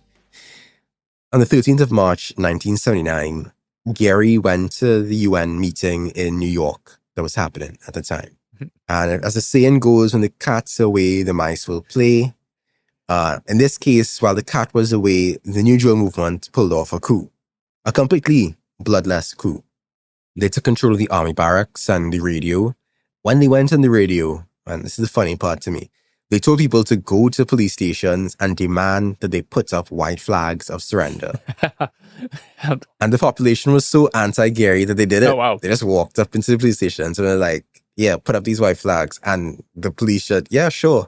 And that was that. That's how the New Jewel movement came into power. Yeah. This is such a fascinating time in history, right? Like, I used to teach a class about culture and colonialism back in the day. And we would talk a lot about like this time period, like the post-Windrush period, where like Caribbean political culture was very influential, even in the metropole, right? In Britain specifically. Like this is when we have like ska music and then punk music arriving from that, which is a serious political force in the 20th century. Like it's easy for people to like sniff at that or whatever, but and that's the reason I am the way I am. So like I guess I have a fondness for it. Mm-hmm. But also like the state's capacity for violence and surveillance hasn't caught up to the capacity for mass communication yet. And so you have these movements which can mobilize a ton of people, and the state isn't like all up in them with informers and like it can either respond as the Soviet Union did in Hungary, right, with tanks. That's where we get the word tanky from, or it can crumble, like by people turning up and telling the cops to surrender. Like it's just a fascinating, like little 2-3 decade period in history before the state, I guess, recovers its advantage in terms of violence and surveillance. Yeah. I marvel at this time because, I mean, they didn't have the social media and stuff to connect people. And, you know, advertise, hey, we're having this protest or this action or this whatever. Yeah. But the networks were still there. You know, they were organic and they were motivated by a genuine sense that an alternative was actionable. Yeah. You know, I think we have this sort of 21st century malaise of cynicism. It's like, that was tried before. You know? Yeah. Every time we look at something, we can just say, oh, that was tried before and it failed. When we look back at history, the people who tried those things, they didn't know if it was going to work out or not. They just tried it. I wouldn't be surprised if I was a fly on the wall on the day of this coup, if the New Jewel movement guys were just like, wait, what? You know, that actually worked. Yeah, exactly. Like not to take away from their planning and organization and, you know, the genuine grassroots support that they had, it's still a swing. Yeah, totally. At some point, you have to like roll the dice, right, and see how it goes. And, like in this case, they rolled a critical success, I'd say. Yeah. It's a natural 20. It's the Dungeons and Dragons term. So I'd really like to nerd out in this period. This is like the heyday of pirate radio, right, where you have people broadcasting, but like outside of state control. And it's a really interesting time for culture and music. Mm-hmm. Like ska music explicitly begins in an anti-racist way, right? Like it calls itself two-tone music because bands were often like multiracial. And like it's really interesting that we have this whole cultural movement which owes a lot to the Windrush generation. But like you said, it's questioning the both capitalist and also Marxist orthodoxies in a way that I know I really wish. I mean, a lot of people do today. Don't get me wrong, but I wonder if we could tell those people now that you'd have people who were like dedicated vanguard Marxists again. Like, it just seems sad in a way. Yeah, I mean, I think we could say the same thing about a lot of people's current politics. I'm sure if you went back in the past and were like, people are actually trying to be tradwives right now in 2025. You want to talk to the women who had like no ability to open a bank account and were trying to escape financial abuse, domestic abuse, all these different things. And they're like, there's actually a whole internet trend of like, your husband should control all your finances, actually. Yeah. I mean, of course, that kind of sentiment never went away, but its popularization definitely debunks, I think, this sort of notion that progress, quote unquote, is something that is inevitable or irreversible. Yeah, definitely. Yeah, that's very. I mean, you can even travel across the world and share that. I can only imagine how that would be received in Rojava, right? To tell the friends in the women's movement that there are Western women who aspire to be tradwives. I mean, I'm sure they're aware they have the internet, but it's certainly this idea that we can only progress or move in one direction. Yeah, that's how the New Deal movement came into power, and upon getting to that position, they established the People's Revolutionary Government, or PRG, which is led now by the Prime Minister of Grenada, Maurice Bishop. They were considered legitimate, of course, because they did have the people's mandate, but they opted not to solidify that legitimacy with an election. And they also went on to ban other parties. So, in the next episode, I want to get into what exactly they did when they were in power, in broad strokes, all their hits and misses with the economy and politics over the course of their 4 years, and how it culminated in an internal split, multiple killings, and a US invasion. But if you want the details on how all that played out, you'll have to tune in next time. We'll get into the outcome of the PRG, the flaws of the revolution, its downfall, and where Grenada stands today. But before we wrap up, any final thoughts, James? Man, I feel like I just had lots of them. I don't know. This is a fascinating period, and like, now, as much as there ever has been, it's a vital time for us to study this, right? Like, as the person who's taught in American schools and universities, this one doesn't come up very much. It's certainly not like in the required teaching syllabi in anywhere that I've taught. And I think as we return to like Monroe Doctrine 2.0 or whatever we're doing, the United States is doing in the Western Hemisphere right now, it's vital to understand the role it has played in suppressing progressive political movements in the last century. Yeah, I think, as you mentioned, it's not really in the typical history and historical accounts that it's taught to students. I think I marvel sometimes at, that's exactly how empire functions. Yeah. The axe forgets, but the tree remembers, is the famous saying. So something like the US's operations in Grenada or anywhere else in the world, in all the many places they have intervened, I may not even muster a passing mention, a sentence even, in a historical class, in a history class in the United States. And yet it is pivotal to the histories and self-identities up to the present day of entire regions and peoples. It may be a footnote, if so much, in the standard curriculums in the United States, but it's one of the most recent and raw incidents of violence and trauma to take place in the Caribbean. Yeah, absolutely. And in our independent history. Yeah.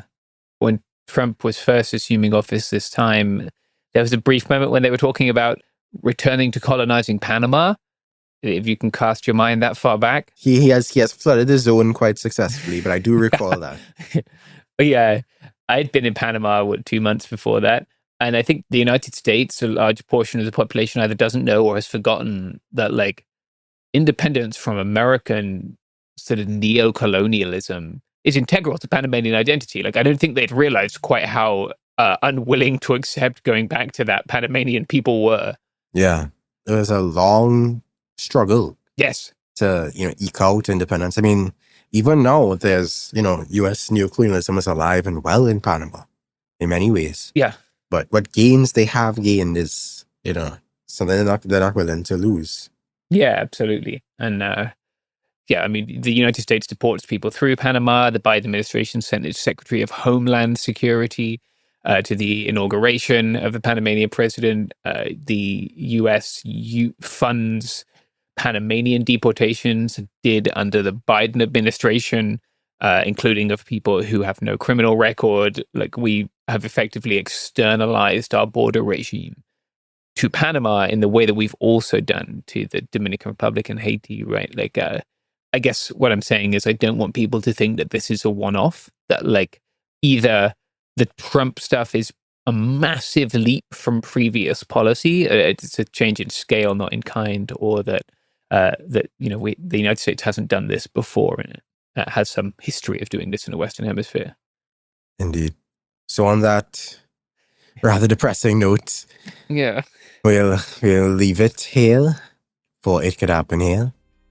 But you can join us for the next episode when we will get into exactly what took place in Grenada and where Grenada stands today.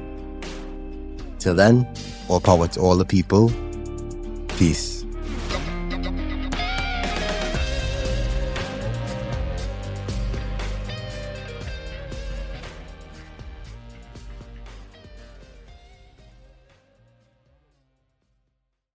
Support for the show comes from Public, the investing platform for those who take it seriously. On Public, you can build a multi-asset portfolio of stocks, bonds, options, crypto, and now generated assets, which allow you to turn any idea into an investable index with AI. It all starts with your prompt. From renewable energy companies with high free cash flow to semiconductor suppliers growing revenue over 20% year over year, you can literally type any prompt and put the AI to work. It screens thousands of stocks, builds a one-of-a-kind index, and lets you backtest it against the S&P 500. Then you can invest in a few clicks. Generated assets are like ETFs with infinite possibilities, completely customizable and based on your thesis, not someone else's. Go to public.com/podcast and earn an uncapped 1% bonus when you transfer your portfolio. That's public.com/podcast. Paid for by Public Investing. Brokerage services by Open to the Public Investing Inc. Member FINRA and SIPC. Advisory services by Public Advisors LLC, SEC registered advisor. Generated assets is an interactive analysis tool. Output is for informational purposes only and is not an investment recommendation or advice. Complete disclosures available at public.com/disclosures.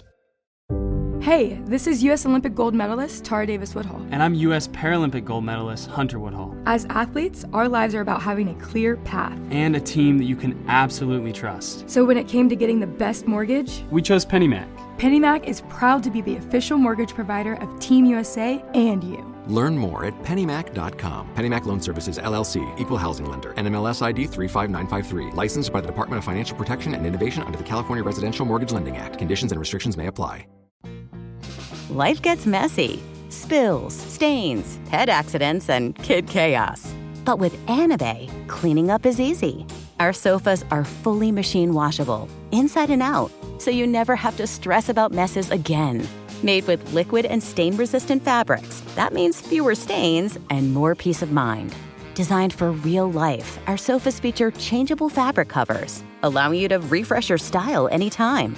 Need flexibility? Our modular design lets you rearrange your sofa effortlessly.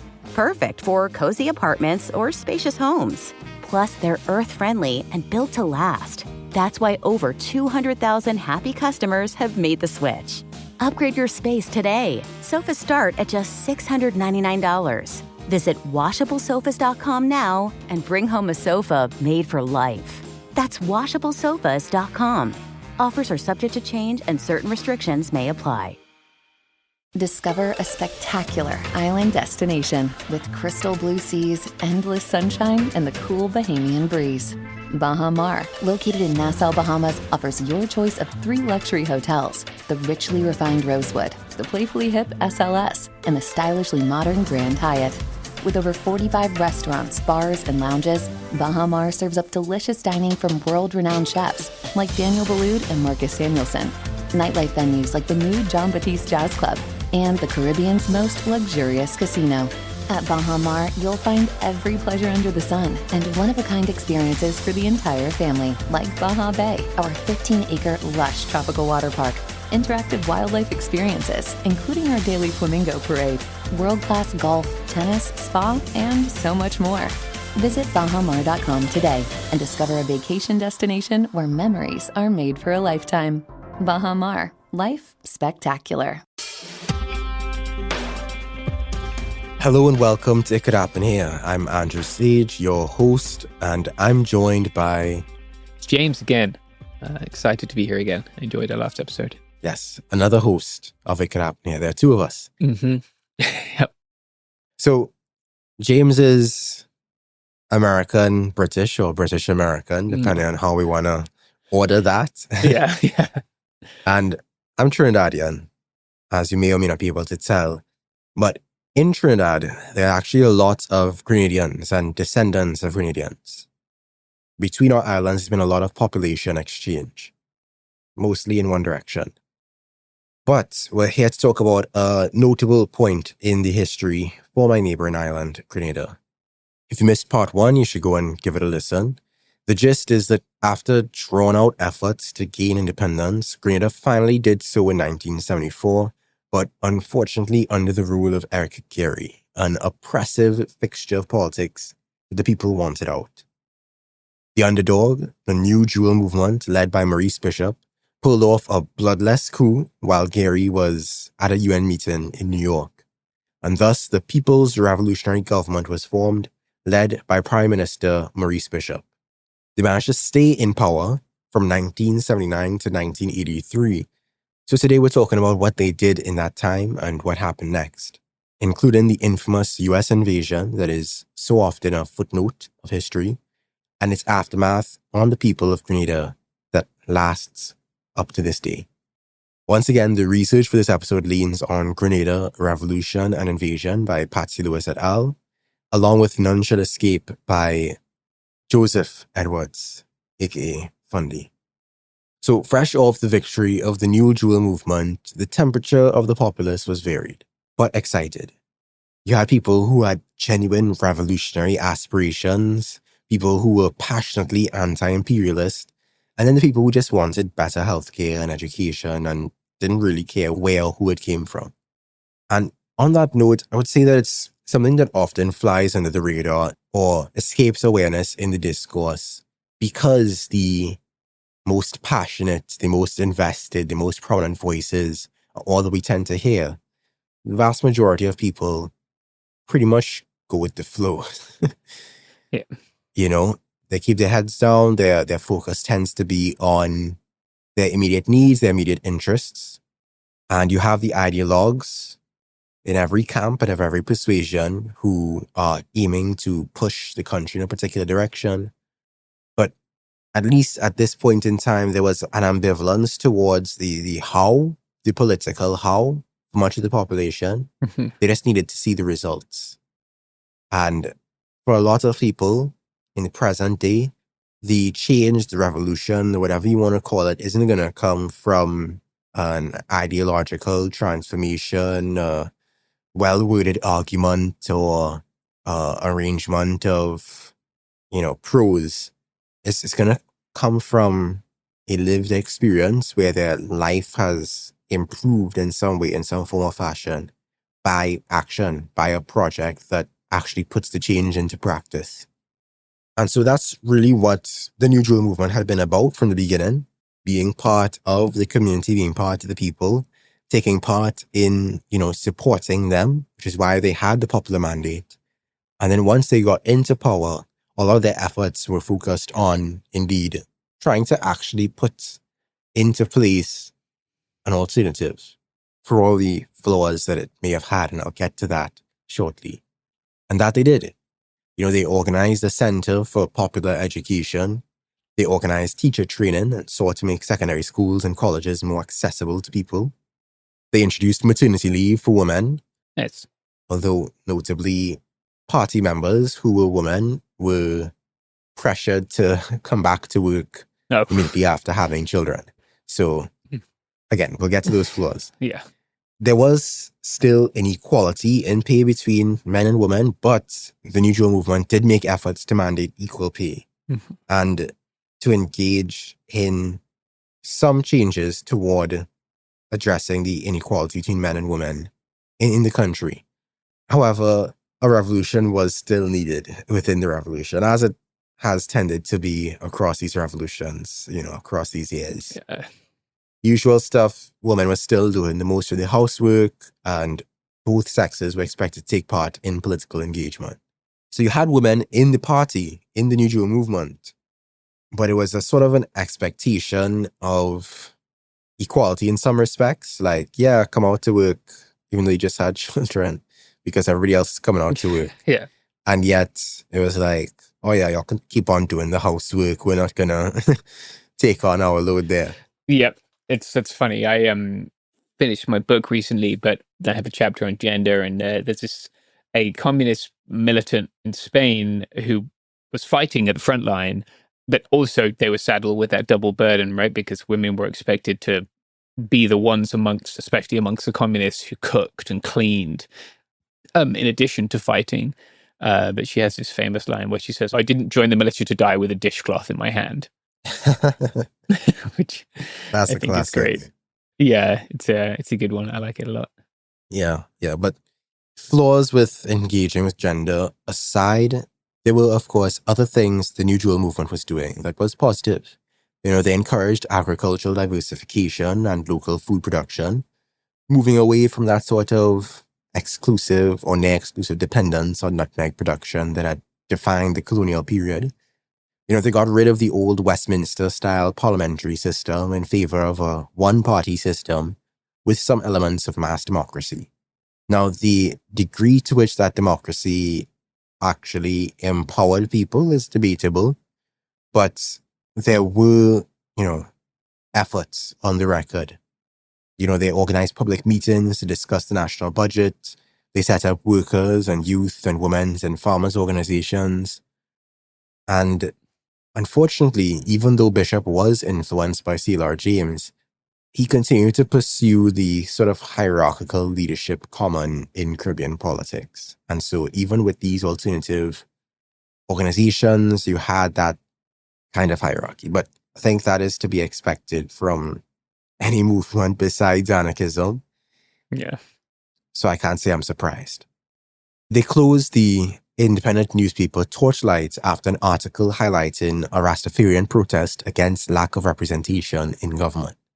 So there were efforts to ensure that Grenada moved towards secularism, but freedom of the press was not something that was particularly high in terms of priorities, and there were still prejudices against religious groups and movements like the Rastafarians that had yet to be addressed.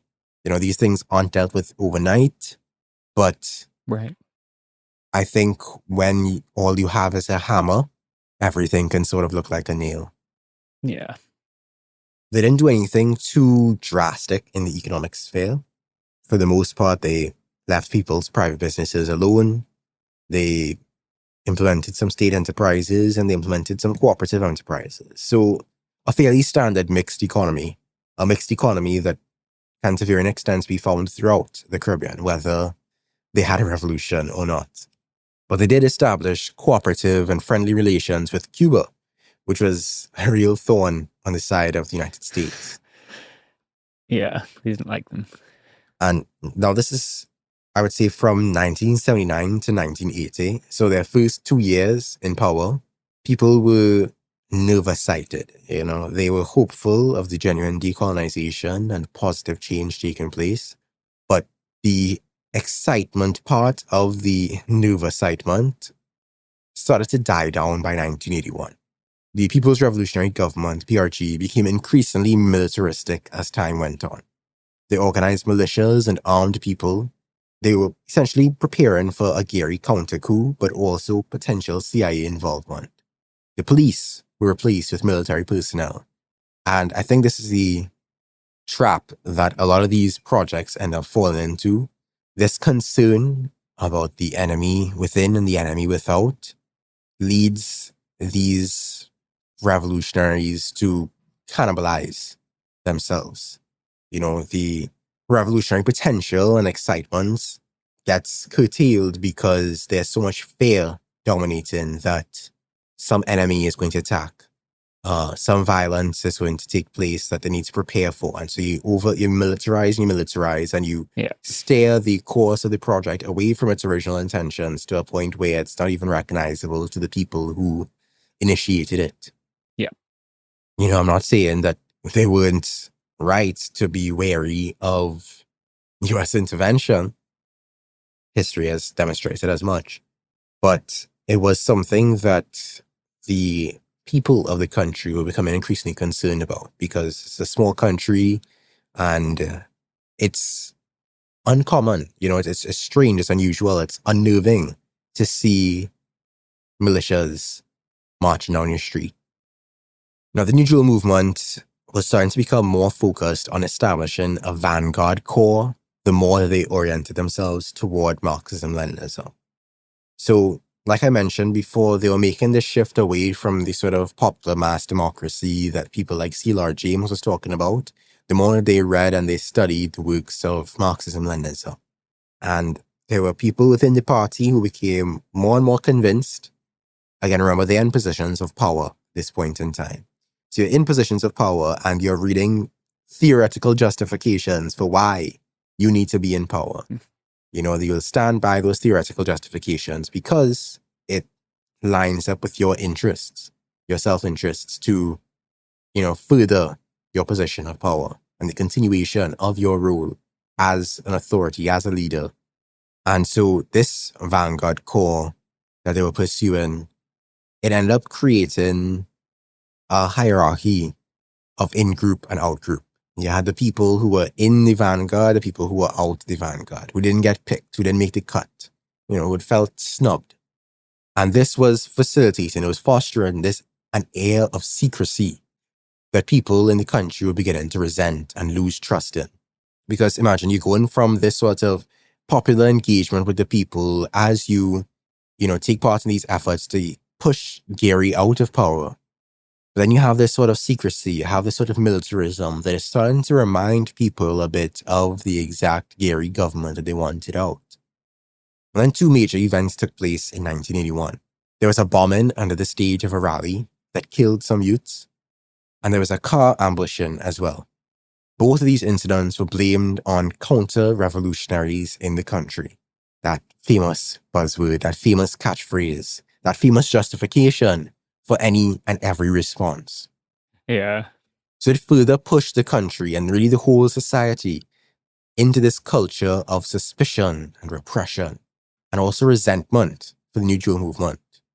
The New Deal movement wasn't responsible for the bombings, but you can imagine people were probably saying when they were at the parlor, by the grocery, you know, out by the bar, down the street, they're saying, you know, at least they didn't have any bombings under Gary.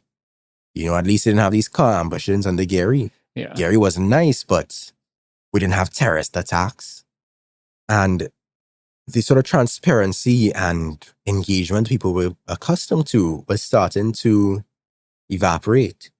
The New Deal movement was starting to be seen by some as a secret society. And if your society is already small, right, just about 100,000 people. Yeah. Having a secret society within that small society where everybody knows everybody, that's not good.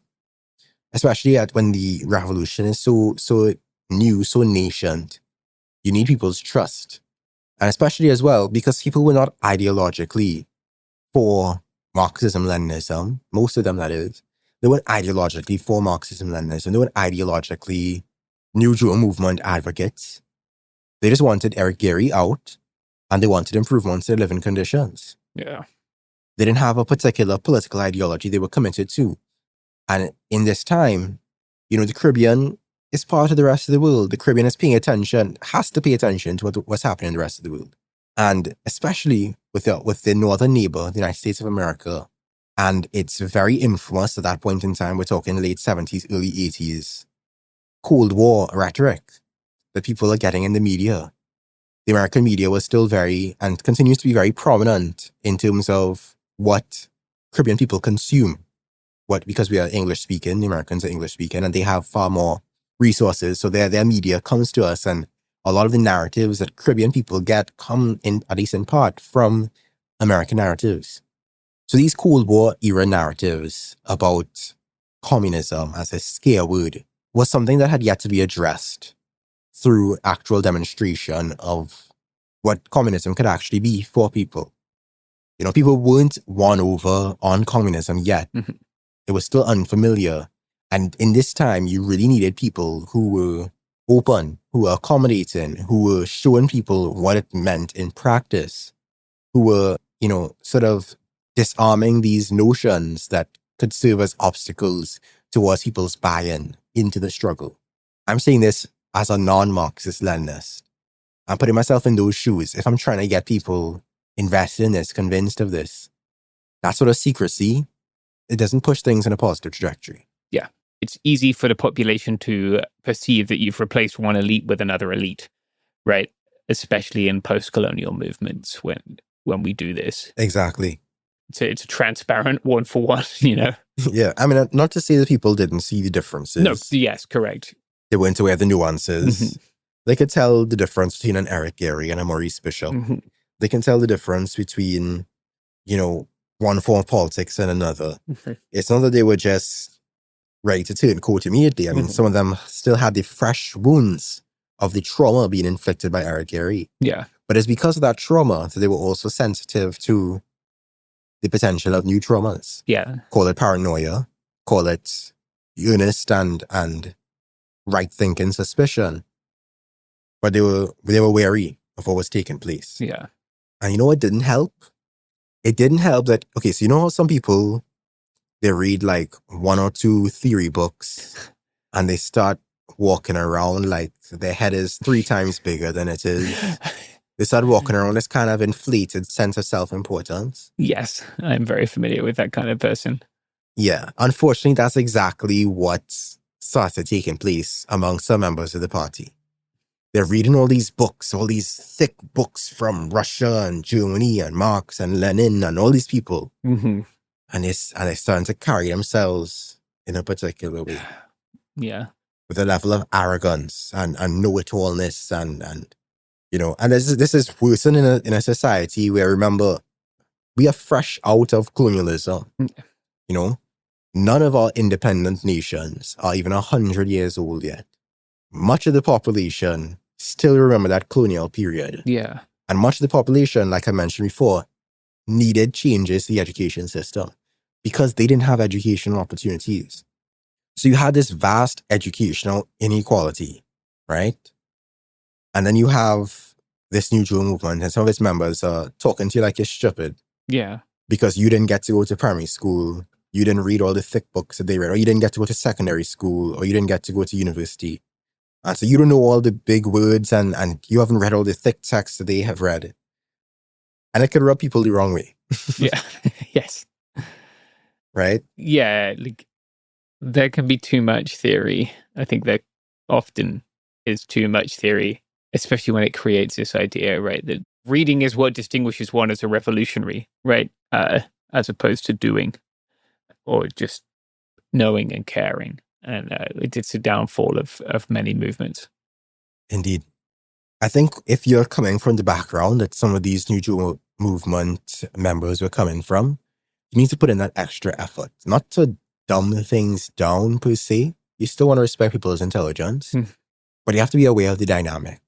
It's something that I myself have to work on, you know, because I think there's a sort of curse of knowledge where you read so much that you take for granted what you know.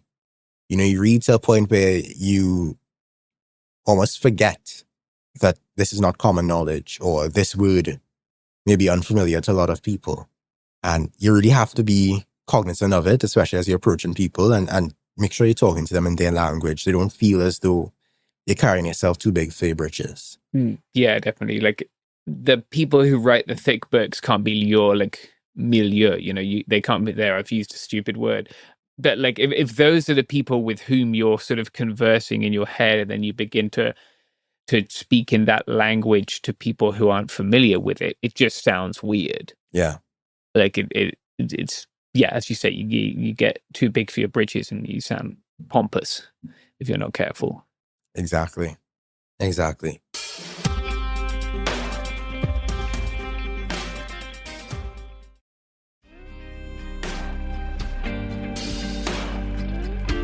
And so for the, big shot lawyer, okay, I'm a little tongue-in-cheek as I say this, for big shot lawyers like Maurice Bishop and big shot economics lecturers like Bernard Cord and some of the other folks that had been part of the core of the party, they had to approach the people in a particular way. And they were successful in doing so under Eric Gary and as they were part of the opposition, but things were shifted. Also at the turn of the 80s, we had a lot of moves against suspected counter-revolutionaries. Imprisonment without trial. So imagine again, people are thinking, this is what, the Mongoose Gang 2.0? Yeah. The fear was starting to overtake the society. It was starting to become cannibalizing, as I said. So by the time we get to 1983, we find ourselves with a people bereft of the early days of hope, in a house divided, which famously cannot stand. Unbeknownst to the public, there were tensions between Maurice Bishop and Bernard Cord since at least 1982. And Cord wasn't even part of the Central Committee of the Neutral Movement anymore for a while. But within the vanguard, the party members still preferred Cord to Bishop. Cord was seen as more intellectually equipped to lead with his knowledge of theory. They started calling Bishop egotistic and counter-revolutionary. And I have to say, I love the double-edged sword of these kind of willy-nilly thought-terminating cliches, because they can be used by you and then they could be used against you in a snap of your fingers. Yeah, goes back to your thing about hammers and nails that you mentioned before. Indeed. So eventually the party decided to bring Cord on as co-leader with Bishop. Originally Bishop agreed, but this started to create tensions. Things managed decently, but after a while Bishop was starting to push back against the co-leadership arrangement, and the party started seeing it as him favoring his own ascendancy over the collective unity. And then he went to Germany. He left the country on a trip. Don't worry, there wasn't another coup this time, at least not yet. But he went to Germany on a trip, came back. There was not a welcome party for him. Womp womp. Things were coming to a head. The party did not have his back anymore. He could feel it. But he did know that the people still had his back. Remember, he knows he's charismatic. He knows people love him. And so all of a sudden, and this is in 1983, by the way, a rumor was swirling that Cord wanted to kill Bishop. Yeah. It's a dangerous rumor. It shatters this facade of a united front that had carried the revolution, that had carried the government for so long. But since most people loved Bishop, as he rightfully assumed, in fact, they were on a first-name basis with him. That's cool. They weren't saying Prime Minister Bishop, your Honorable Prime Minister Bishop. It was, hey, Maurice, like that boy Maurice. Yeah, that's always a good sign. Like, it's one of the positive marks of the revolution in Rojava, right? Is that everyone is a friend and everyone's referred to generally by their first name, and it's always kind of I've seen enough, read enough about revolutions opposing a revolutionary hierarchy, so that's always a good sign. I feel like. Yeah. So, meanwhile, you had Cord, who people didn't have the same kind of relationship with. Yeah. As far as they're concerned, he's an enemy now because of that rumor. Yeah. And the party actually suspected that it was Bishop that started the rumor. In fact, his own personal bodyguards suspected it. But Bishop himself denied it. Whether he did or did not start the rumor, we don't know. But the party was insulted by his movements and put him under house arrest. Oh, damn. What? Gasp. Y'all can't see James right now, but he just did this the shocked facial expression. Yeah, like a shocked Pikachu. And that's how the people were feeling. They're like, what? Yeah. A prime minister arrested? You could do that? That's a thing? Yeah. So you see, the vanguard, with all its secrecy at this point in time, was operating on information that was not made available to the people. And the people were pissed at the party now. Yeah. The cracks in this political arrangement, with essentially a secret society on top, was starting to show. The people, generally speaking, regardless of what the party wanted Maurice Bishop. They wanted the boy Maurice. But the party was not interested in what people wanted. The day is 19th of October, 1983. The pro-Maurice Bishop Neutral Movement leaders government ministers, and a mass demonstration of people roll up to Bishop's house to set him free.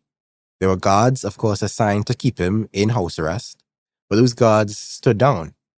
They refused to shoot at the people. So the crowd of people walked to Fort Rupert. Now, Fort Rupert wasn't always Fort Rupert. It used to be Fort George. In fact, after the revolution ended, it again became known as Fort George.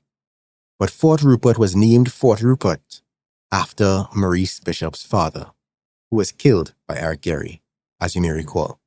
So they get there. But the majority of the New Jewel movement, who were, like I said, backers of Bernard Cord, were at another fort nearby. Then boom, 3 armored trucks pull up from the fort of Cord to Rupert's fort, Fort Rupert. They start firing into the crowd. People running all over the place. Whole bunch of people died. Whole bunch of people scattered. This event is a trauma for Grenadians even to this day, by the way. Yeah. So the Cord loyalists pull up and line up Bishop, Unison Whiteman, who was the Minister of Foreign Affairs, Norris Bain, who was the Minister of Health and was actually not part of the New Jewel movement, and Jacqueline Kreft, who was the Minister of Education. They lined them up against the wall and shot them. Summary execution. Others, including trade unionists, businessmen, and high schoolers, were also killed at Fort Rupert. Jeez. Right after this, the military curfew was announced on radio. Grenadians were told to lock their doors.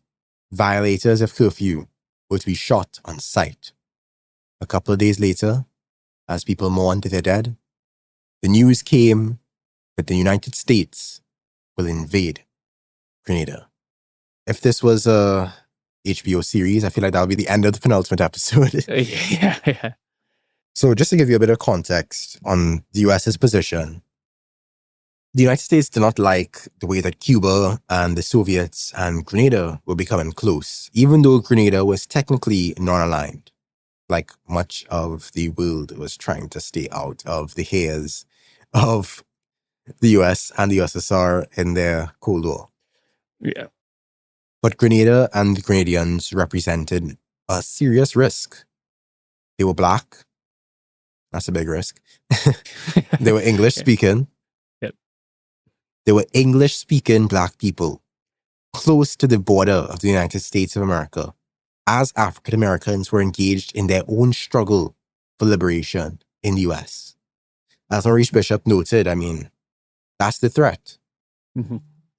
That there could be communication, collaboration between these groups, a demonstration of an alternative close to the United States, with ease of communication with the United States. So the United States invasion was always a potential outcome.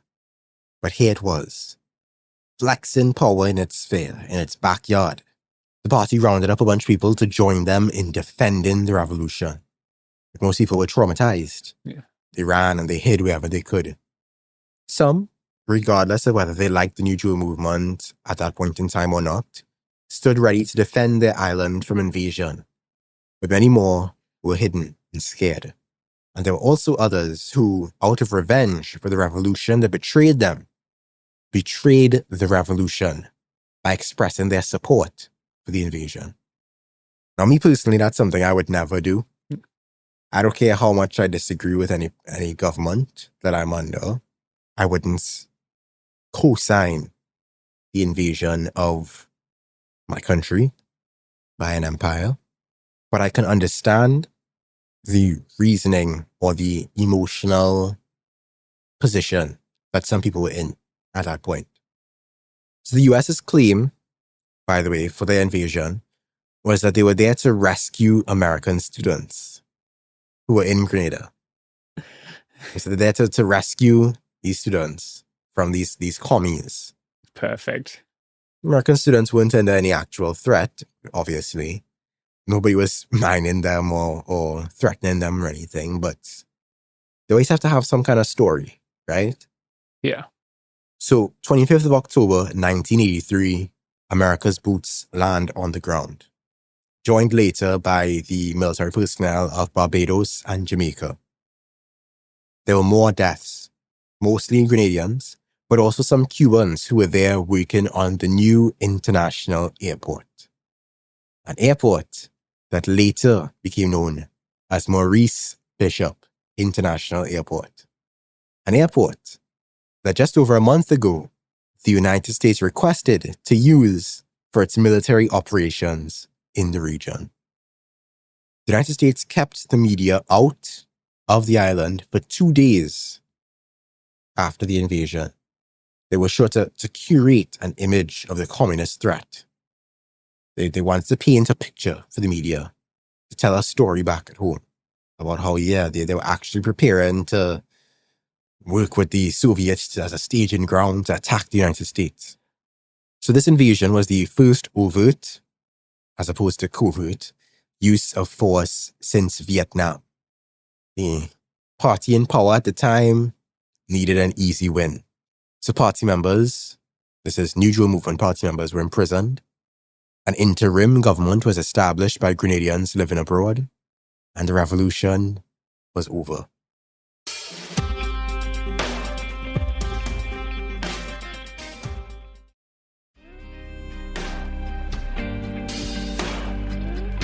Let's talk aftermath. The fall of the New Jewel Movement and the People's Revolutionary Government of Grenada led to the disintegration of the Workers' Party of Jamaica.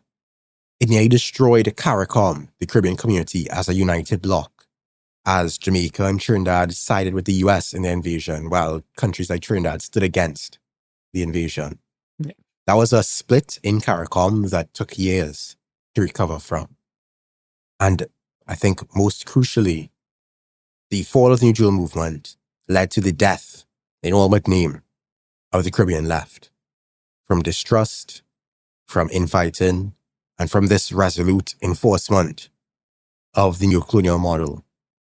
For all the flaws that the revolution had, it was a representation of an alternative, that something else could be done besides business as usual. And that alternative first fell to infighting, and then its fate was sealed by a belligerent invasion. Yeah. And so the Caribbean left, not to say it's actually entirely dead. There are still figures from that era.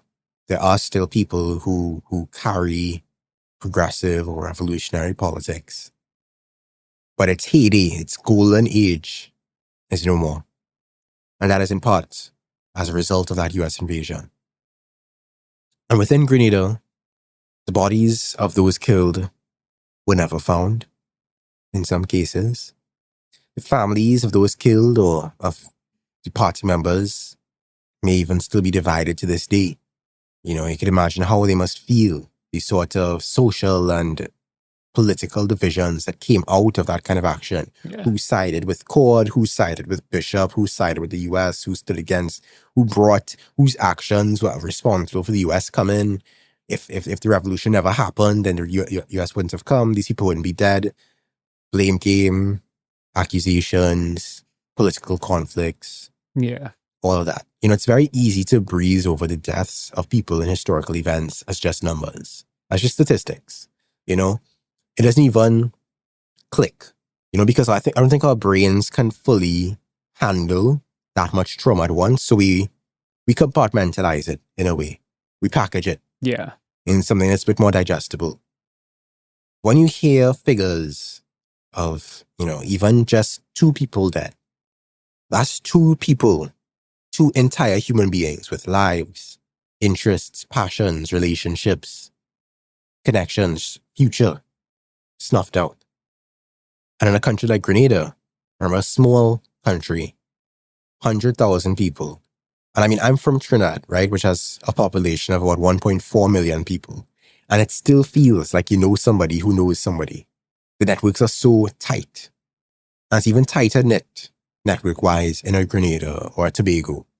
You know, we're talking neighbors, relatives, split into sides, cousin, blaming cousin, friend, killing friend. The decolonization never fully began and never fully completed. There are social splits on the perspective on what took place. You had the Bishop was good crowd, the bishop was bad crowd. The bishop was bad, but the revolution was good crowd. The revolution was bad, but bishop was good crowd. You get all sorts of interpretations of these kinds of traumatic historical events. Yeah. And the outcome to this day is, fear. Unhealed open wounds. The youth, the passionate radical youth of yesteryear, keeping their heads down and out of politics today. Unfortunately, very little has been done in Grenada to deal with the traumas of the invasion, besides an attempted Truth and Reconciliation Commission, which failed miserably due to a couple different obstacles: an unwillingness to reconcile among some, the continued incarceration of certain individuals, unrecovered remains, anger towards entire sectors of the population at the execution of Bishop and others.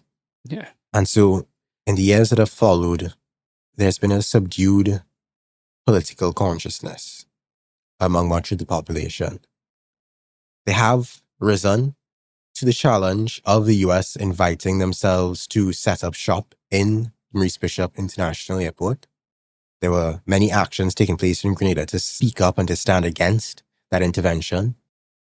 But for the most part, the populace has been disengaged from the sort of radical passion that you saw in that time period. And it didn't help, of course, that pretty much right after the revolution, you had a series of natural disasters. In September of 2004, after being hurricane-free for 49 years, the island was hit by Hurricane Ivan, a Category 3 hurricane that resulted in 39 deaths and the damage or destruction to 90% of the island's homes. In 2005, which is the following year, Hurricane Emily, a Category 1 hurricane, struck the island and killed a person. In 2024, Hurricane Beryl struck the island of Carriacou. And so we're already dealing with the environmental instability of being a Caribbean island, but now you also have to deal with the political and social instability of such a traumatic incident. Before we close, I do want to get into some of the critiques that I had of this project. I'm not the type of person to look at these historical moments, no matter my allegiance to the espoused politics of the people in them, and want to paint them in a narrow or simplistic brush. I think I see that tendency across all groups. Yeah, definitely. So the Marxist-Leninists will talk about these revolutions in a very fawning and adulating way. But then you also have the anarchists who talk about, the Spanish Civil War. They talk about the Paris Commune. They talk about these different projects as if they weren't serious flaws in their structure and their analysis and their methodology. It is worth addressing. It's very easy for nostalgia to take over. Yeah, definitely. Like something I think about a lot. Like I translated a piece for The Strangers in a Tangled Wilderness zine a few months ago, maybe even a year ago now, by an anarchist fighter who'd fought in the international group of the Durruti column, who went by several names, Charles Riddle with his birth name. But he has this whole thing about how anarchists tend to write hagiographies, which is the life of a saint, right? They've tried to make the Spanish Civil War into these exemplary, saintly people, as opposed to actually looking at the mistakes people made. And his stance is that his friends died for nothing if we don't learn anything. And so if we don't acknowledge the very real compromises and mistakes and failures, then they have been defeated, right? And they all died for nothing. But if at least we can learn from it, then at least there's something we can take going forward, which is something I always thought was a great way of phrasing something, and quite an admirable way of looking at something that he himself participated in, and it was obviously a defining and a very traumatic experience of his life. Yeah. It's something that I've rallied against, that sort of great man approach to history. Yeah. But I suppose that brings me to my first critique, which is something that plagued Grenada both before, during, and after its revolution. When you have a political culture dependent on a maximum leader, or a personality cult, or just a grouping around a personality, whether that's Bishop or Gary or Cord, for one, it's a continuation of the colonial politics of the British, in that sort of governor position. And it also, I think, leads to a contempt towards common people. Whether it starts out that way or not, it eventually makes its way into that direction. I still see personality politics rearing its ugly head in Trinidad, even though we've been independent for even longer, 1962 as opposed to Grenada's 1974. But the result of that kind of politics is, it's ideological, and policy splits are either non-existent or secondary to personality loyalties, familial ties, and in some cases, ethnic loyalty.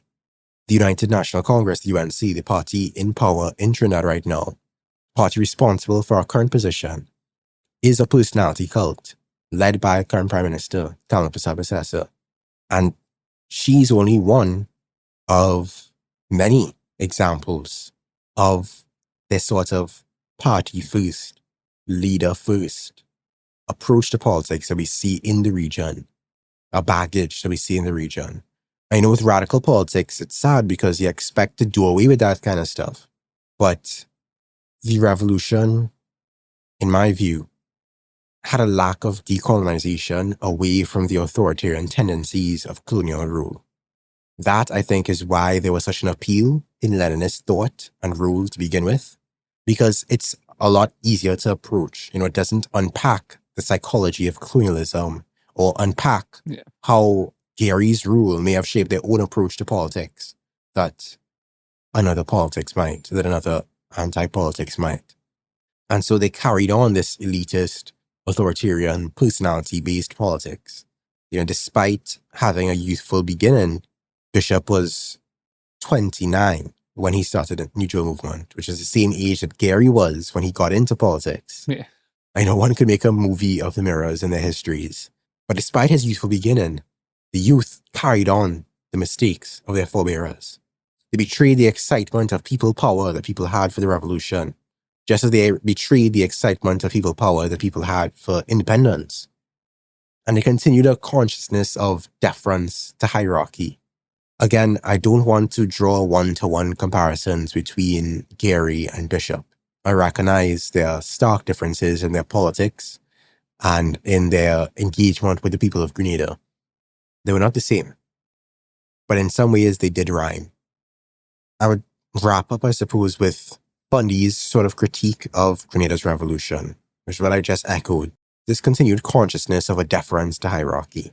A genuine revolution depends on people taking direct responsibility, not waiting for leaders or stages of development, not waiting on guidance, being empowered themselves.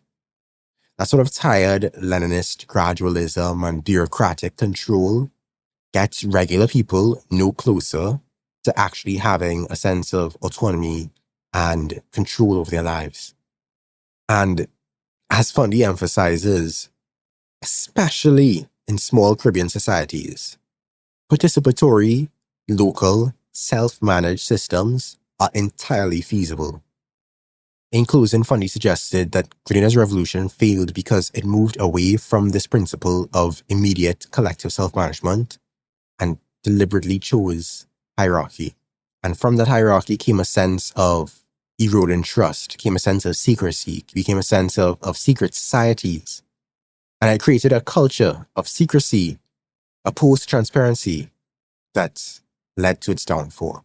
As I mentioned, it was gossip, a rumor of somebody trying to kill Bishop that got this ball rolling.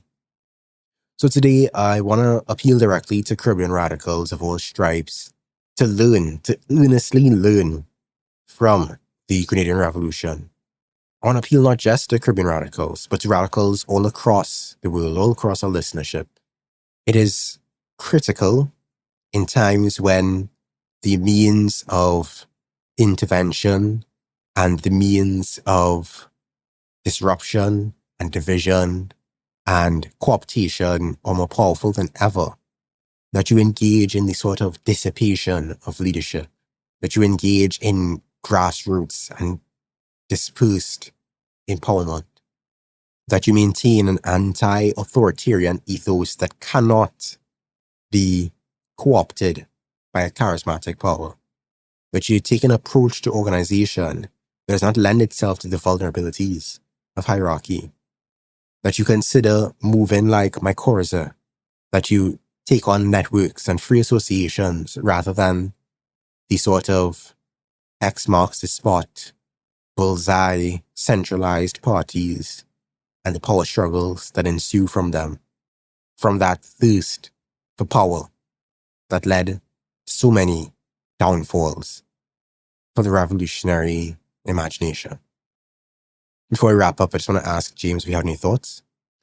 No, I think that was very eloquent the way you said it. Like, we have to build systems and ways of organizing and relating to one another that don't allow this to happen, right? We have to be very conscious, like you say, of where it has happened. And I think the only way that we understand the value of that is through studying history, but like studying it from a place, like you were saying, right? Like a death is a statistic or a number until it's a person. And I think if we can study history from a place of like empathy, I guess, and solidarity, rather than this would never happen to me, or like you said, like oversimplifying in a way that I think doesn't help. And sometimes I think we do it to kind of absolve ourselves from similarity, to think like, oh, how close could I be to this? Mm-hmm. It's one of the things I don't like about academic history. But if we are people who are interested in making the world better, then we have to learn from all the other people all over the world who tried to make the world better, and especially from the ones who didn't succeed. Yeah. Because we don't want to do that again. Like, exactly. And the times, they are changing. Yes, indeed. We have to approach that with our due diligence. You know, the strategies that were more relevant or more practical in particular contexts may not be relevant or practical in your context. Yeah, very much so. All right. Yeah, that was great. Thank you, Andrew. To all our listeners, thank you so much for tuning in. I hope that you can look at our region with clearer eyes and vigilance in the ways that history repeats and rhymes. Until next time, all power to all the people. Peace.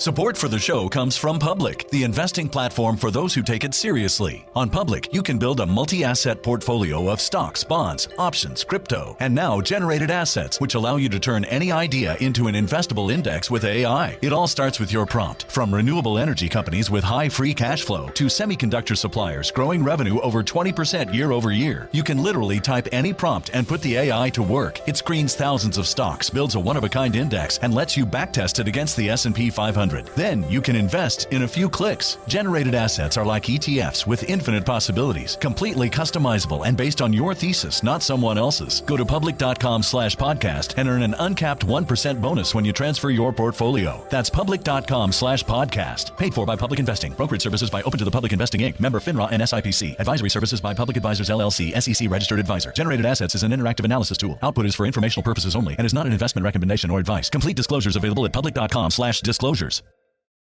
Hey, this is U.S. Olympic gold medalist Tara Davis-Woodhull. And I'm U.S. Paralympic gold medalist Hunter Woodhull. As athletes, our lives are about having a clear path. And a team that you can absolutely trust. So when it came to getting the best mortgage, we chose PennyMac. PennyMac is proud to be the official mortgage provider of Team USA and you. Learn more at pennymac.com. PennyMac Loan Services, LLC, Equal Housing Lender, NMLS ID 35953. Licensed by the Department of Financial Protection and Innovation under the California Residential Mortgage Lending Act. Conditions and restrictions may apply. Life gets messy. Spills, stains, pet accidents, and kid chaos. But with Anabay, cleaning up is easy. Our sofas are fully machine washable, inside and out, so you never have to stress about messes again. Made with liquid and stain-resistant fabrics, that means fewer stains and more peace of mind. Designed for real life, our sofas feature changeable fabric covers, allowing you to refresh your style anytime. Need flexibility? Our modular design lets you rearrange your sofa effortlessly. Perfect for cozy apartments or spacious homes. Plus, they're earth-friendly and built to last. That's why over 200,000 happy customers have made the switch. Upgrade your space today. Sofas start at just $699. Visit washablesofas.com now and bring home a sofa made for life. That's washablesofas.com. Offers are subject to change and certain restrictions may apply. Discover a spectacular island destination with crystal blue seas, endless sunshine, and the cool Bahamian breeze. Baha Mar, located in Nassau, Bahamas, offers your choice of 3 luxury hotels: the richly refined Rosewood, the playfully hip SLS, and the stylishly modern Grand Hyatt. With over 45 restaurants, bars, and lounges, Baha Mar serves up delicious dining from world-renowned chefs like Daniel Boulud and Marcus Samuelson, nightlife venues like the new John Batiste Jazz Club, and the Caribbean's most luxurious casino. At Baha Mar, you'll find every pleasure under the sun and one-of-a-kind experiences for the entire family, like Baha Bay, our 15-acre lush tropical water park, interactive wildlife experiences, including our daily flamingo parade, world-class golf, tennis, spa, and so much more. Visit bahamar.com today and discover a vacation destination where memories are made for a lifetime. Baha Mar, life spectacular. All right, I'm doing the intro. What up, crackers and crackettes? Is that good? Perfect. Can we say that? I think so. Okay. Do you have a non-binary cracks? Crackums? I think I'm definitionally not a cracker. Just gonna say this. Non-cracker on the show. I just wanted to use the word crackettes. Yeah. I understand it's not appropriate. That's reasonable. Welcome to ED. Yeah. Thanks, Robert. We should cut all that. Sorry, James. No, let's just keep doing it. Do the intro. This is It Could Happen Here, Executive Disorder, our weekly newscast covering what is happening in the White House, the crumbling of our world, and what this means to you. I am James Stout, and I'm joined today by Robert Evans and Mia Wong, and Sophie. Sophie is also here. And this episode, we are covering the week of December 11th to December 17th, the week before the week that is Christmas. That's right, baby. So I hope you've done your shopping. I hope you got me a gift because I pay attention to which of our listeners do and do not buy me presents. Yeah, so do I. You will never find me, and you shouldn't try. That's right. And it's currently Hanukkah. Happy Hanukkah. Oh, happy Hanukkah. That's right. Yeah. Happy Hanukkah. Oh, yeah. Happy Hanukkah. All the holidays. Have a, Kwasi Kwanzaa. Have a solemn, dignified Tet. All the holidays. Yeah. Have a good one of them. Happy winter solstice, which is... Happy solstice or unhappy solstice. It's kind of a bittersweet holiday. Yeah. Super Saturnalia, you know? Super Saturnalia is a good one. So, holidays are nice, but we're going to talk about some things that are less nice today. The government. Yes, the government and specific parts of the government. Let's start with some headlines. Gothamist has obtained information about ICE being able to enter private parts of New York City shelters without a judicial warrant, or being able to obtain private information about residents, despite both of these in theory being prohibited by sanctuary city laws in New York, right? This happened at least 5 times. The way Gothamist found this is by making a public records request for incident reports, which is a clever use of public record law. Nice one. The city is already aware of both jail and police officers violating these laws. And I think this is a good example of how people think of sanctuary city laws as inassailable. But in fact, sanctuary laws, be they city, state, whatever jurisdiction, are very often violated. And it's good to see that being reported on more. Last week, we talked about Faustino Pablo, right? The guy who had been sent to Guatemala despite the fact that he had protections under the Convention Against Torture for being returned there. The government has returned him to the US, which is good. That is a rare, good immigration story. Yay! Hey! Ooh, yeah, you love to see it. It did really bum me out to see that, there were dozens of articles on him being sent there, right? And I couldn't find any reporting on him being returned, which is kind of we should be happy for these people. We should... We don't get many wins, and we should take them. Yeah, we should be happy that this guy is not being likely to be tortured. At least it is still possible for them to remove him to a third country, right? That is not outside the realm of possibility. But right now, he's not in a place where a judge adjudicated he was likely to be tortured, and that is good. Good. And Trump has designated fentanyl as a weapon of mass destruction, which is great. What are we doing here? Yeah. I am trained as a historian, and I probably should remind you that we have been down this road before with the weapons of mass destruction. And I hope this is not leading where it did last time, but I am very worried that it might. Yeah.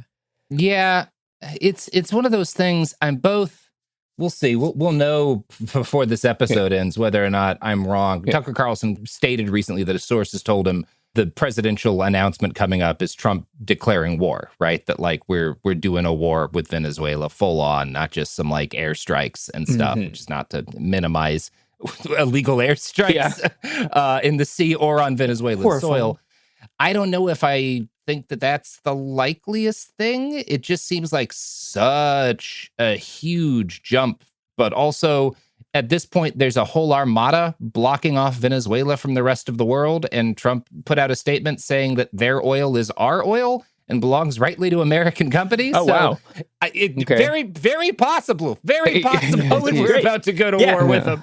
I'm certainly not, I don't know what's going to happen, y'all. I'm white knuckling it like everybody else. Yeah, that fucking sucks. I didn't know the thing about their oil being our oil. But it's amazing. I'll read the exact quote to you, James. This is from a Truth Social post, which has 12.4 thousand retruths and 47,000 likes. Venezuela is completely surrounded by the largest armada ever assembled in the history of South America. It will only get bigger, and the shock to them will be like nothing they have ever seen before, until such time as they return to the United States of America all of the oil, land, and other assets that they previously stole from us. The illegitimate Maduro regime is using oil from these stolen oil fields to finance themselves, drug terrorism, human trafficking, murder, and kidnapping. For the theft of our assets and many other reasons, including terrorism, drug smuggling, and human trafficking, the Venezuelan regime has been designated a foreign terrorist organization. Therefore, today I'm ordering a total and complete blockade of all sanctioned oil tankers going into and out of Venezuela. The illegal aliens and criminals that the Maduro regime has sent to the United States during the weak and inept Biden administration are being returned to Venezuela at a rapid pace. Yada, yada, yada. Yeah, all of our oil, land, and other assets have to be returned to the United States, which, like, he's talking about oil that American companies have had at points like contracts to exploit. Yeah. But he's phrasing it as like their land and oil is our land and oil, which that's a very colonial way of phrasing like a contract. 100%. Again, a lot of times, you know, I would be like, okay, well, I don't know if war is the most reasonable thing to expect. When the president's posting shit like that, it's very reasonable to be like, I think we might go to war. I think he might be about to invade Venezuela. I don't know what's going to happen, but you're no longer being like a kooky conspiracy theorist to be like, well, maybe he's about to try to take over Venezuela. Maybe that is what's coming. Yeah. I don't understand how in that instance they would continue to get Venezuela to accept people the US is removing. That's one of the sticking points that I see. Maybe he's found a third country, right? That they've been very fond of finding third countries. Mm-hmm. I guess I should explain a little bit about oil leaving Venezuela, just so like people are aware of that. So like Robert read the truth. Sounds like something someone says in church, doesn't it? Yeah. Here we are. So they're talking about like blockading sanctioned oil tankers. Not necessarily every tanker that enters Venezuela is sanctioned. Like I believe Chevron has some contracts. Chevron tankers should be cruising. Yeah, there's a lot of Chevron. Yeah, that shouldn't be an issue, right? That they should be able to go back and forth. They're not sanctioned. It's the Venezuelan State Oil Company, which in English, I guess you would say PDVSA. PDVSA is that how they say it in English? Okay. Yep. What Venezuela has done previously, and this is not by any means unique to Venezuela, but this is generally how many of these regimes that are kind of in the ambit of Venezuela, I'm talking about Iran and Russia here, have avoided sanctions and sanctioned entities so far is by using what are called ghost ships. I will link to an explainer on this. What they will do is use the names and identifiers of vessels that have been scrapped. They will change the flags of vessels, often to these small island nations for whom allowing ships to use their flag is kind of a source of income, right? And they will often use these to go out into international waters and then offload cargo, in this case oil, right? So this happens pretty frequently with Venezuelan vessels. It was one such vessel called the Skipper that the US Coast Guard boarded, I think last week as we're recording this. Yeah, sure. that is how Venezuela has previously been evading these sanctions, right? And Iran does this too. Russia does this too. They also do things like spoof their location or turn off their, they have like a locator beacon that ships are supposed to use. The transponder, yeah. Yeah. So like this is fairly common practice, but obviously the way to stop that is a physical blockade, right? Like that's not going to be possible if the US is effectively like inspecting ships leaving Venezuela, right? Or sort of keeping a very close eye on them. So that will end, and with that will end a very important source of income for the Maduro regime if they keep doing this. Yeah. Now, obviously, one of the sort of issues for trying to work out what is going to happen here, especially before whatever speech Trump is about to give, is that we're trying to figure out state policy from Trump posting. Right. Yeah. And there's a lot of this that is enormously incoherent. So, okay, the thing about designating the government of Venezuela as a foreign terrorist organization is one of the weirdest things I've ever seen. And this was also unhinged. The closest thing we've ever really gotten to that, I guess, was the IRGC. Yeah. And maybe you could go back and say the Khmer Rouge, but like they weren't really a government by that point. So this is not a designation that has ever been given to a government before. Right. It doesn't make any sense to give it to a government. It doesn't make sense to give it to this government. I mean, even if you're working within the logic of counterterrorism, which is just, unhinged, murderous imperialism to begin with. But all of the reporting on this has been assuming that the blockade will be of these specifically sanctioned oil tankers. However, the thing about the foreign terrorist organization designation is that it does things. And one of the things that foreign terrorist organization designation does is that if you do business with a foreign terrorist organization, you are now immediately on the line for material support of terrorism charges. Like Chevron. So, business. Yes, there are lots of countries, like Facebook does business. I'm fine with the U.S. military carrying out airstrikes on Chevron executives and their property. Let's be clear about that. I would salute the red, white, and blue if we dropped some hellfires on that C-suite. Yeah, I don't know. This is all very weird. My understanding of the FTO designation process is that how it's supposed to work is that the president proposes it, and then the Secretary of State and Secretary of the Treasurer, I think, have to approve it, and then there's a 7-day period where Congress has an opportunity to say no, and then it goes up. Mm-hmm. So right now, we should be theoretically in the 7-day window, but it's also really unclear what the administration has actually been doing, because, again, we're being governed by post. Yeah, like it's not announced as an executive action on whitehouse.gov. And I think normally it goes there and then the 7-day congressional period commences. Then it's not in the Federal Register either. Right now, all we have is a truth. So yeah. And this is the problem is that this is sort of the Calvin Ball war in that they're using the names of actual legal categories and things that have material effects in the world, but they're just posts. And I want to be very clear about this. Even just doing a blockade on these sanctioned vessels is an act of war. Yeah. Like that's very deliberately an act of war.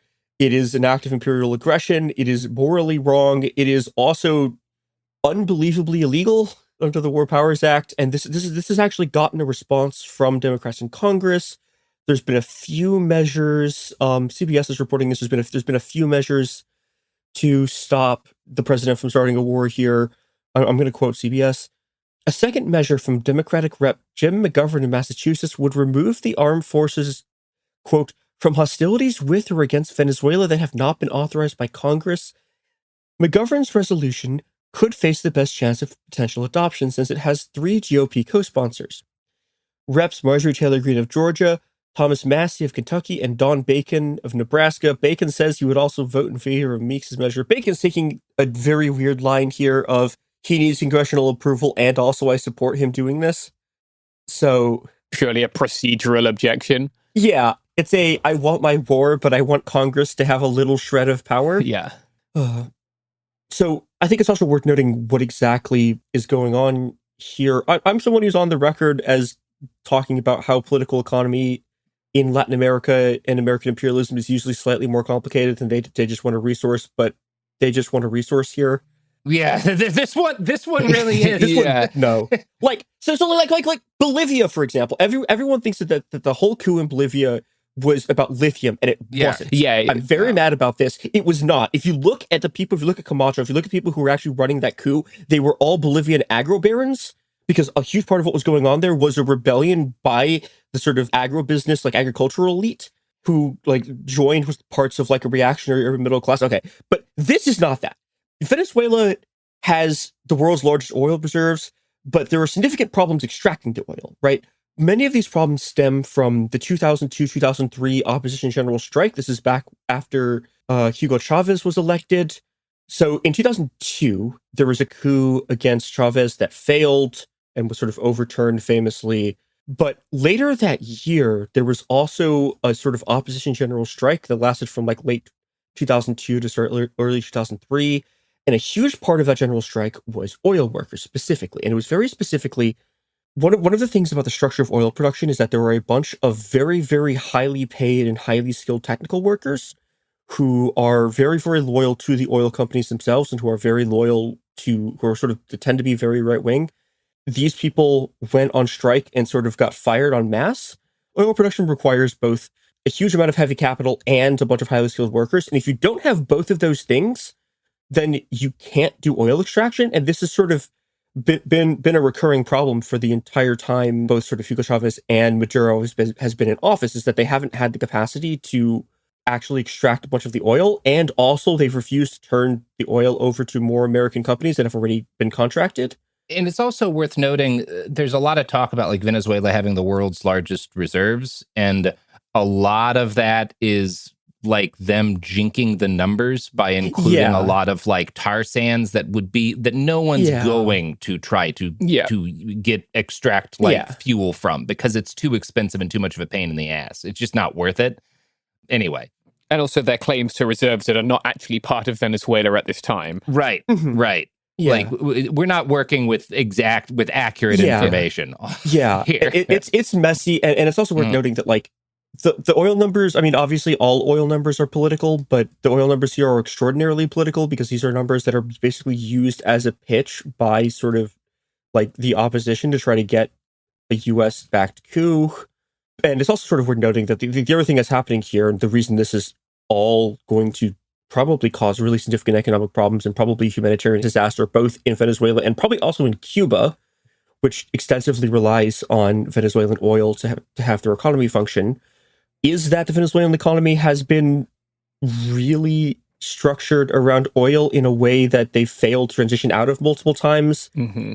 The first big one, I've done a different episode about this in the neoliberalism series a bunch of years ago, but there was a whole bunch of deliberate sabotage by American car companies over an attempt to build a car industry. There's a long sort of history of this, but it means that both of these countries' economies are desperately reliant on oil, and the more of this that is cut off, the more fucked it's going to get for just everyone in Venezuela. Yeah. And you can already see how much worse it's got from the time I went to Venezuela to now. Like they're very vulnerable to changes in crude oil prices, right? Mm-hmm. And that has, along with corruption and a government which doesn't really give a shit about the material welfare of its people, has already made things unsustainably hard for people in Venezuela, and that will only get worse. Yeah. So I want to conclude basically on a couple of things. One, there's that. Two, this is going to cause more waves of migration and refugees fleeing the country, both from potential U.S. military strikes and from the economic damage. There's been some moves on the international stage, with China and Mexico expressing support for the Venezuelan government. Sheinbaum in Mexico has offered to facilitate negotiations and mediate negotiations between the U.S. and Venezuela. It's also kind of worth noting that right before this whole thing, there was a giant Vanity Fair interview with Susie Wiles, who's Trump's chief of staff, who, oh boy, this is for Reuters. Susie Dubs, as we call her here. God. Said Trump, quote, wants to keep blowing up boats until Maduro cries uncle, which is one of the most hideous things I've ever heard. Yeah. It's gangster shit. Terrorism. It's literally terrorism. It's a highway. Yeah. It is straight up structurally, unless you resign, we are going to keep killing civilians. Like, it's hostage taker shit. It's hideous. It's also a fundamental misunderstanding of how the regime operates, if that is the case, though, because they don't care if their people kept dying. I have seen Venezuelan people die in the Darien Gap, right? Because, in part, their government is incapable of providing for their material needs. They don't care. Like, killing some other people with boats is not going to fundamentally change the way that government works, because there's only one way it can work. Yeah, I think there's the one last thing I want to say about this before we head out / before whatever giant update comes after the speech.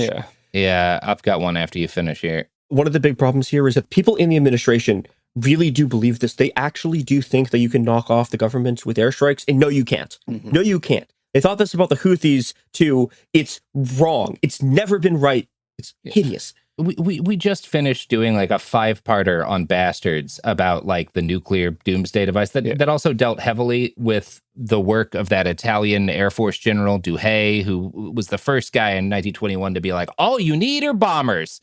Nothing else is necessary in militaries now. It's nothing but bombers from here. And if you have enough bombers, no one will ever attack you. And this logic has always been wrong. And it's also every new generation of like military leaders, especially in like the air power field, are like, all we need is airstrikes. You don't need to send in ground. You can accomplish all of your goals, all of your power projection just by bombing people or shooting missiles at them. And they're always wrong. It doesn't work.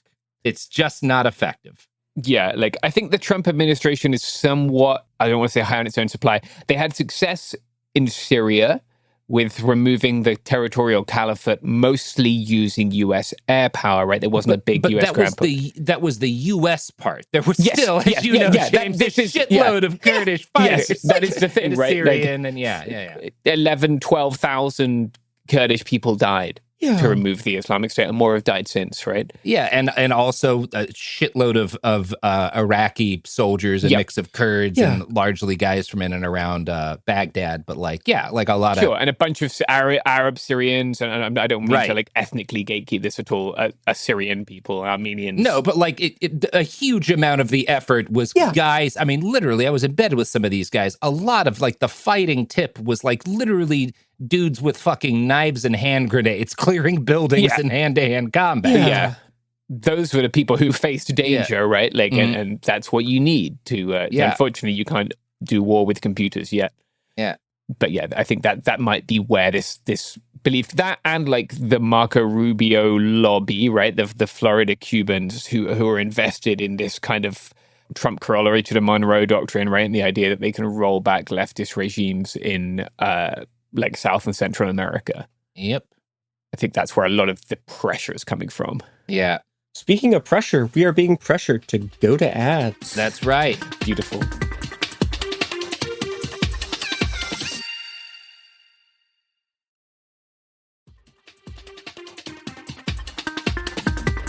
And we're back. There's an update I just came across as we're doing this. We talked about how Tucker is an inside source saying that Trump's basically going to declare war. Yeah. There's another article that just came out on Stitch Snitches by Gloria Shaw, citing a pro-Trump host on Real America's Voice who characterized the upcoming Oval Office address as a PR thing, meant basically as an acknowledgement that a lot of Trump's voters are frustrated that he keeps talking about like international issues like Venezuela, while everything is more expensive for them and they continue to lose their jobs and the economy is shit. Mm-hmm. To quote from that article, and this is them quoting a segment from that Real America's Voice podcast. The remarks came during a segment on the water cooler with co-host David Brody, who teased the 9 p.m. Eastern address as an elevated effort to regain the narrative on affordability. The president is going to be in the Oval Office tonight, 9 p.m. Eastern, Brody said. Big address to the nation. He's elevating this. Clearly, this is to regain the narrative and explain more about the affordability issue in America and what this administration is doing. I think they're trying to seize this right off the top and make sure it doesn't get away from them. And the claims here is basically like this is Trump trying to steal a night march on the 2026 election cycle and reset a lot of what people are talking about around affordability. Like this argument is that, no, he's basically acknowledging that it's been kind of a mistake to focus so much on his overseas policies. Yeah. And he really needs to start promising that golden age is actually going to come for his voters, which the numbers don't bear out, right? Like almost no jobs have been added in the U.S. since April.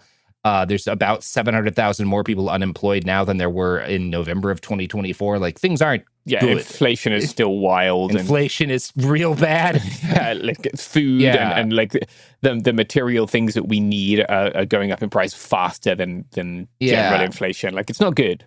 And people like on his own side, Jessica Tarlov, who's a Fox News host of The Five, quote tweeted a post about how like the hiring recession just with the golden age attached, which is like what Trump has been saying, we're going to have a new golden age if you make me president. So like the fact that he hasn't followed through on any of his promises to actually improve life for his voters or the economy is starting to hurt. And I guess I'm hopeful that that's what it is rather than the Marines are about to be in Caracas, right? But I guess we'll see very soon. Yeah, great stuff.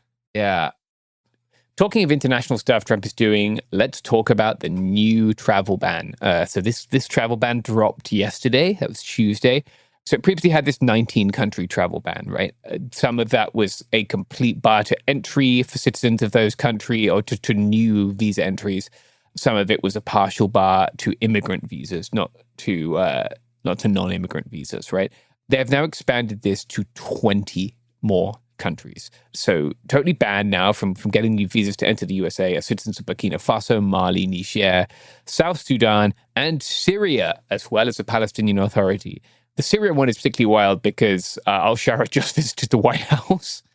There are like individual case-by-case exceptions, right? Like, it's not that they wouldn't block al-Shara, I'm sure, but like it's interesting to look at the justifications that they use here. What they are basically saying, I'll just read a couple of them here to give you an example, right? Quote, at least one country lacks mechanisms in hospitals to ensure births are reported, and widespread corruption, combined with a general lack of vetting and poor record keeping, result in any non-citizen being able to obtain any civil document from that country, particularly if that person is willing to pay a fee or engage an individual that specializes in assisting in such fraud. They go on to basically document failures in government bureaucracy. They talk about corruption, right? They talk about places where birth certificates are just written by hand. They talk about places where the government does not control all the territory, prevalence of crime, places which offer citizenship by investment without physical residence. They also talk about some of these countries not being willing to accept their nationals who the US deports. And again, visa overstay rates, right? Which is what they spoke about last time. What is getting less reporting, or at least was this morning when I looked, was that they have removed exemptions which existed for the previous 19. These include family member visas, right? So that means that, for instance, someone who could have themselves become a permanent resident or even a citizen now cannot bring a family member, say a spouse, a sibling, etc., across, even though those people were previously vetted. Jeez. And it appears there is certain categories of SIVs are exempt, but I believe not all SIVs. So that's a special immigrant visa, right? The vast bulk of SIVs will be Afghan people who worked with the US military in Afghanistan. The 19 countries who are now partially restricted are, I'm just going to read them off, Angola, Antigua and Barbuda, Benin, Cote d'Ivoire, Dominica, Gabon, the Gambia, Malawi, Mauritania, Nigeria, Senegal, Tanzania, Tonga, Zambia, and Zimbabwe. For some reason, the first 5 of these are underlined on the White House website. I don't know if someone copied and pasted them across with hyperlinks. Like, I don't know. I'm unable to work out why. That they're not hyperlinked in the document, but there doesn't seem to be any explanation. Like, there's no special set of sanctions for those, and they're just in alphabetical order. They actually reduced restrictions on Turkmenistan because, quote, the suspension of entry into the United States of nationals of Turkmenistan as non-immigrants on B1, B2, FM, and J visas is lifted. Because some concerns remain, the entry into the United States of nationals of Turkmenistan as immigrants remains suspended. The last element of this that I want to cover is that it would appear to stop international adoptions from the listed countries, like all of those 39 listed countries, which is wild. And like particularly unfortunate because I know like people who adopt children from outside the United States, like that is a process that takes years. And I can imagine it being horrifically traumatic to have it suddenly cut off like this. but consciously or unconsciously, that is what this executive action appears to do. So that is not great. It seems that the United States is using this as a kind of cudgel, right, to encourage those countries to, it's kind of a quid pro quo. They get what they want, as they got from Turkmenistan, apparently, then they will remove some of those restrictions. Otherwise, they will continue them. So yeah, that's not great. So Judge Hannah Dugan's trial began this week. Dugan, if you're not familiar, she's not the judge in New Mexico who was accused of providing firearms to somebody who was not a permanent resident or citizen. She is a judge who is accused of allowing a migrant, a man named Mr. Flores Ruiz, to leave her courtroom from a door that is not the usual door. That door led to a private corridor. In that private corridor, there was one exit to a public area and also a door to a fire escape. Mr. Flores Ruiz took the exit to the public area. He then took a lift down, I think, to the ground floor with an ICE officer. He then attempted to run away. When ICE officers attempted to detain him, when he left the lift, he was caught and detained. So we learned quite a lot in this, and it's just been interesting to follow, right? First of all, we see that several of the people who were taking part in the apprehension were reassigned FBI agents. This is increasingly common, right? Like, all branches of the federal law enforcement have had some of their capacity redirected to doing this, right? To doing, like this guy, I believe, had misdemeanors. The agents were using Signal to communicate. They had a group chat called Frozen Water. Obviously. Jesus Christ. Yeah. Cool. Yeah, really funny. God, I hate these people. The FBI agent conceded in cross-examination that's not an app approved by the FBI, but according to one... Shocking. The DHS apparently does approve it, according to a CBP agent who was cross-examined there, which obviously creates an issue for the retention of records, right? Because Signal, if you're not familiar, auto-deletes things after a period of time that users can configure. It also appears that when one of these DHS agents entered the courthouse, court security officers told him that he needed an escort, but then he appears to have proceeded without one. In a text to colleagues, this DHS employee said, quote, "This is going to be a pain in the dick." So there's that. Jesus Christ. Yeah. What happens, it seems like, is Judge Dugan sent them to the chief judge because they didn't have a judicial warrant. They just had an administrative warrant, right? Another judge testified against Judge Dugan, a judge called Judge Cervera. So Judge Cervera was with Judge Dugan when they confronted the agents. Judge Dugan wore her judicial robes when confronting them, which apparently is not usual. It's not usual to wear them out of the courtroom. And Judge Cervera seemed to disapprove of that. And then she said, quote, Judge Dugan could, quote, have been more diplomatic. And then she said, quote, judges shouldn't be helping defendants evade arrest. At the same time, Judge Dugan's defense lawyer asked her if she had warned her sister of the ICE presence, which she had. And it appears that her sister had a hearing at the courthouse the next day, which Judge Cervera said she was not aware of. So there's like a lot still to be unpacked here, right? This is just the first day. This could go on past Christmas and into the new year, and it probably will.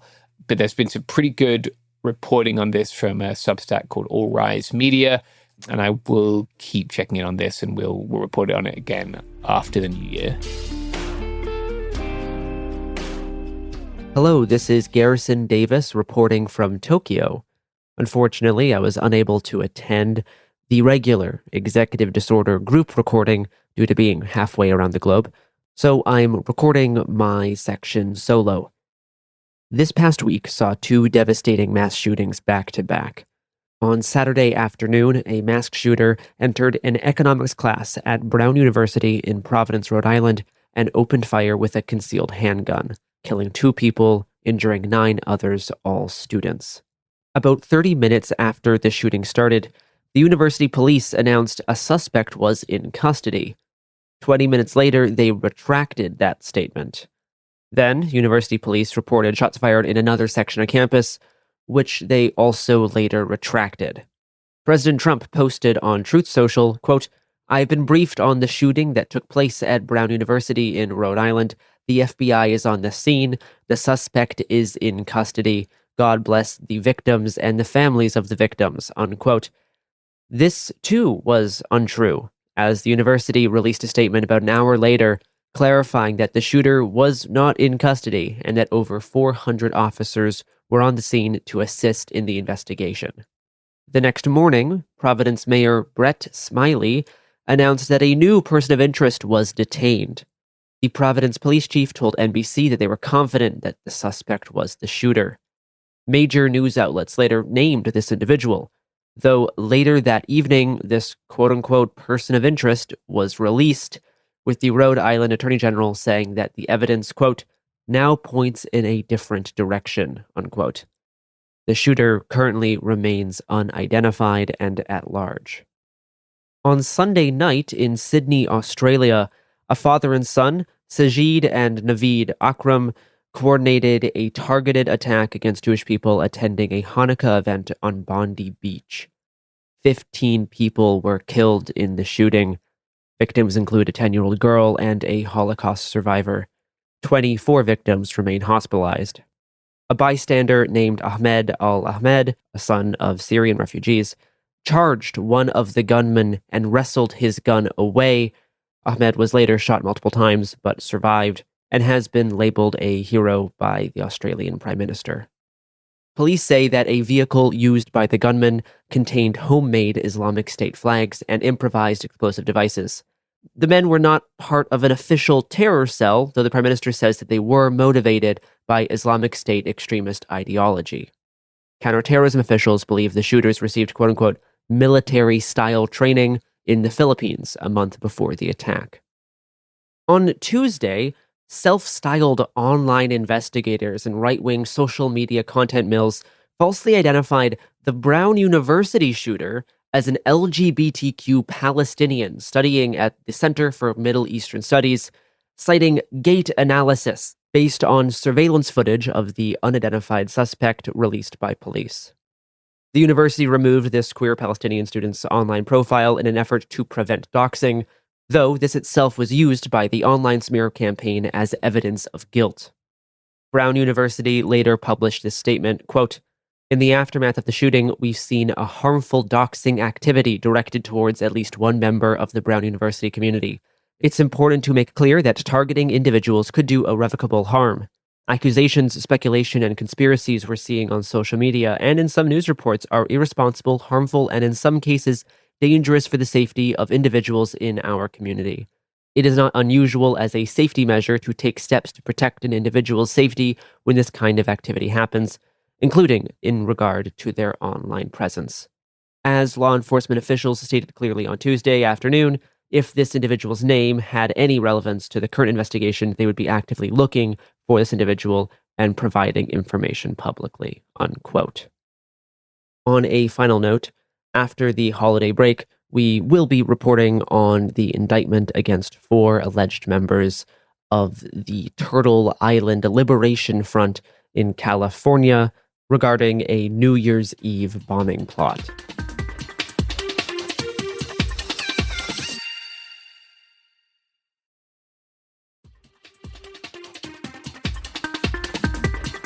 We're back, and we have some news that's going to be really sad for everybody here. It could happen here, and just all of you listening, which is friend of the pod, Dan Bongino, is stepping down from his work as deputy director of the FBI.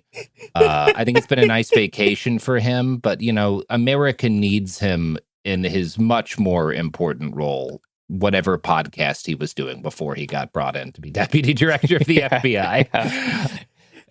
You know, look, if he was podcasting right now, they would have caught the mass shooter at Brown. I think we can all agree on that. Yeah, he'd have podcasted his way through it. Either that or just him not being at the FBI would have made the FBI do their jobs better.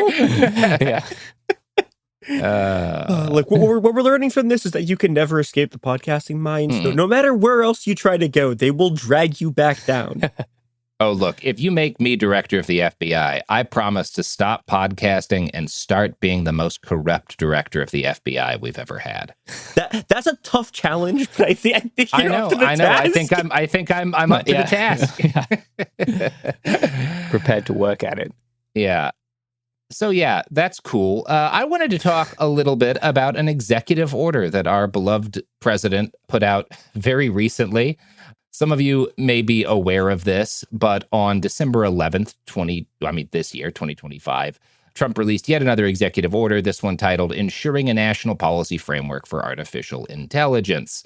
And basically in this, and Trump stated that like the reason he's doing this is because it's absolutely critical to the US's future that we be at the top of the game when it comes to AI, that we be global leaders in this burgeoning new field.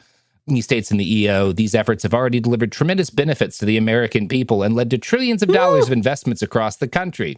Certainly haven't. But we remain in the earliest days of the technological revolution and are in a race with adversaries for supremacy within it. Trump stated in an interview that he expects AI to be 50 to 60% of the U.S. economy in the near future, which is nuts. Maybe that's just because everything else will just go to complete shit, you know? Yeah, I mean, the reality is that like AI is not even close to being that value in terms of like what the economy produces, but nearly all of our growth is related and like is tied right now to data center investment. So Trump absolutely needs AI because without it, the country is very obviously in a recession. Yeah. Like this is the only thing propping up the image of the economy as not being in the shitter.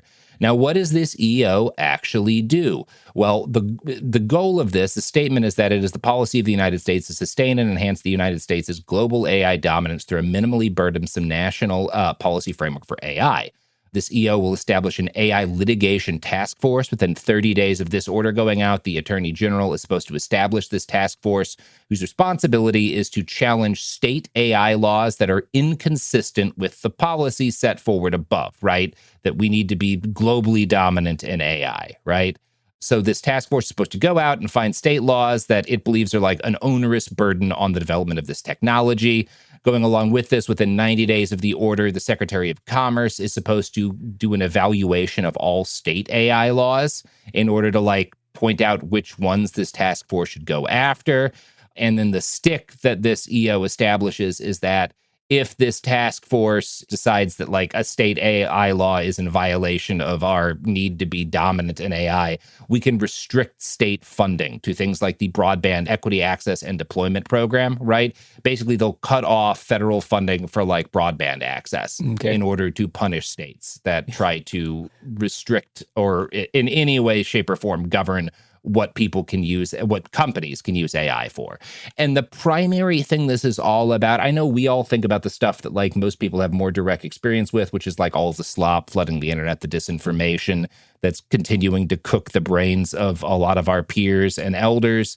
And just the fact that like it's making certain industries full of hardworking people a lot harder to exist because companies are just trying to replace quality work with absolute like slop, trash. Yeah. But really what this is about, and the primary focus of most of these state level laws regulating AI is the housing market, right? There's a good article in Politico about this, written by Cassandra Dumais, but she notes that per a National Conference of State Legislatures analysis in July, there were more than 40 pending bills across the United States related to just AI in the housing sector.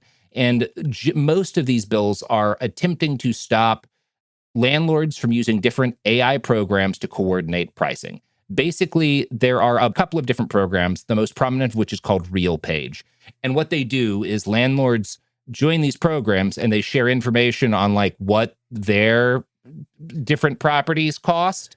And then the AI knows what everybody is charging and can suggest that they charge higher prices, right? Yeah. Now, the way that this is supposed to work is that you as a landlord look out at what's publicly available about the prices of your competitors and look at like what your customers are currently willing to bear and then try to set your prices and, you know, future price increases based on that. What RealPage is doing is illegal collusion, right? This is price fixing. Yeah. It's just the AI is doing the actual active price fixing. The landlords are just sharing their data and paying a fee to the service.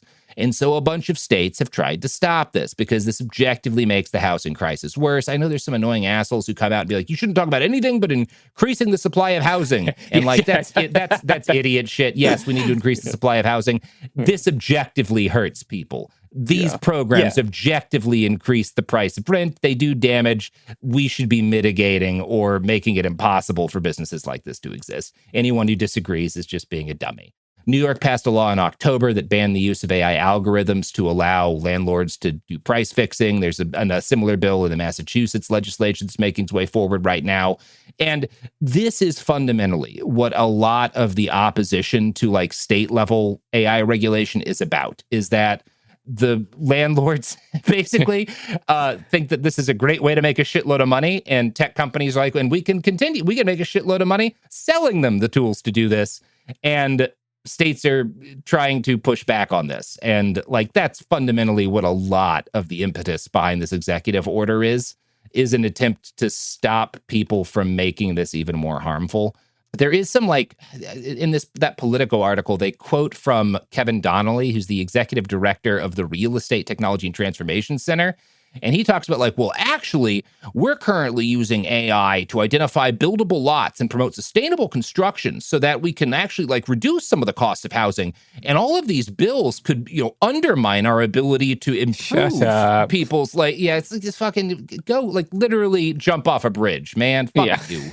No, we know that's not how it works. We have data on this. No, this isn't theoretical. Yeah. Anytime a landlord says anything, or the real estate developer that says anything that suggests the thing they want to do is lower rent, they are lying. Mm-hmm. You can tell because they don't fucking lower rents unless like a global pandemic happens. Yeah. Like, that's not how any of this works. And this has been controversial. Trump, before putting out the EO, tried to encourage the passage of a bill through Congress that would have done the same thing as the EO. Right, and would have actually had like more force of law behind it, basically making it illegal for states to have their own laws regulating AI. That didn't pass because even Republicans don't really like that idea. For one thing, states' rights is still supposed to be a pretty big part of the party. Yeah. But for another thing, there's like a lot of things that conservatives are really unhappy with in terms of AI. For example, it keeps exposing children to pornography and other things that kids shouldn't be exposed to. Yeah. For another thing, there's a lot of American jobs that are going to be lost as a result of, or potentially could be lost as a result of AI slop automation of a bunch of industries. And so there's even a significant amount of resistance among Republicans to this, which is why the bill didn't pass, right? And Trump, when he announced this EO, basically sat down with like a chunk of the conservatives who are more critical of this. And I think basically bullied them into getting on board and saying, no, he promised us this won't restrict state levels to like improve safety for children, right? There's absolutely like no guarantee of that. Yeah. You just have David Sachs, who is Trump's top AI advisor, saying, no, none of this is about trying to stop state laws to make kids safer. It's just trying to stop state laws that will make rent less expensive. Yeah, there's Marjorie Taylor Greene's come out against this. She's basically said that, this is a violation of states' rights. It's bullshit. Steve Bannon is in the same place. He had a good quote I found in an article by The Hill. After 2 humiliating face plants on a must-pass legislation, now we attempt an entirely unenforceable EO. Tech bros doing utmost to turn POTUS MAGA base away from him while they line their pockets, which is essentially accurate. Yeah, he's not wrong. He's not. You gotta hand it to Steve. Stevie ain't wrong about that. So all this is like pretty annoying and fucked up. We'll see what actually becomes of this. I tend to agree with Bannon that it's pretty much unenforceable. Like the lawsuit, the court battles that will come from this is just going to be expensive and time consuming. But I actually don't think this is going to work the way they want. This is Trump making it very clear that he is bought and paid for by the tech set and that he understands that he is hanging on by a thread in terms of popularity. And one of the only things stopping the situation from getting worse is that AI spending on data centers and shit is propping up the image of the economy, right? That's what this is all about. Yeah, and this is something where he can simultaneously shore up his tech base and shore up his landlord base. Yeah. Which are like, it's great. Two guys he's got left. Two kinds of guys that do like Donald Trump. Yeah. I guess there's an end here where I wanted to make a note about something also related to AI, which is that there's an incredibly stupid article in Vox that came out this week. Many such cases. Like literally the title is like, America, you've made it very clear that you hate AI, but what if it's the only way to restart the idea machine? right? Whoa, yeah. And this dipshit columnist's argument is that like, well, we're running out of ideas, and AI, like human beings, can't come up with ideas enough to create growth at the level that the economy needs to be growing. And in order to like take humanity into the future, really AI is the only way to generate more new ideas. And I wanted to look at like, what is this based off of? And I think I figured out what like the fundamental source of all of this shit is, which is back in 2017, there was a research paper put out by the National Bureau of Economic Research by Nicholas Bloom, Charles Jones, John Van Reenen, and Michael Webb. The kind of summary of that article reads as follows. In many growth models, economic growth arises from people creating ideas. And in the long run, growth rate is the product of two terms, the effective number of researchers and their research productivity. We present a wide range of evidence for various industries, products, and firms showing that research effort is rising substantially while research productivity is declining sharply, right? So basically, we have more people doing research and we're spending more money on research, but that research is translating into economic gains at a lower level than ever before, right? To the point where we're not going to be able to continue to make economic gains like we used to be unless something changes. And if you're kind of paying attention to this, you might notice that that study, which is the underpinning of that Vox article and all of these claims that we need AI for ideas, really is not actually making an argument that people aren't having more ideas. It's making an argument that it is harder to profit from ideas than it used to be, right? Yeah. Now, that is fundamentally different from people not having ideas. For one thing, it's reducing an idea to something that delivers a return for venture capitalists, right? That's all an idea is in this, is something that makes money. And a lot of great ideas, like the post office, don't generate a direct profit. Now, obviously, it's a net benefit to the economy that we have a post office, but the post office runs at a loss, right? Which is why you have state funding for certain things, because they're just not going to be the kind of ideas that like a bunch of Silicon Valley investors want to throw money into, right? Now, the other part of the issue here is just a very practical one, which is that a lot of the ideas, the great ideas last century that were like most correlated with massive gains in productivity, stuff like the introduction of vaccines on a wide scale, indoor plumbing and electricity on a wide scale, phones. There's not ideas like that that are like that big and that much of a game changer left. Right. The low-hanging fruit has been picked. The low-hanging fruit has been picked. There's not another the telephone waiting out there. We already did that. It was the smartphone. There's not another indoor plumbing, right? There's not something that's going to be as much of a sea change for the economy and for the quality of human life as those ideas, because those were really big things. Yeah, like maybe you could put it something like actually cleaning the air that we breathe. Yes, but again, that's not profitable in a direct way. No, right? Like that's an idea that would have a change that big, but there's not a profit incentive for it, right? Until we privatize the air, Robert. Right. Subscription model for breathing. The fucking air. Yeah.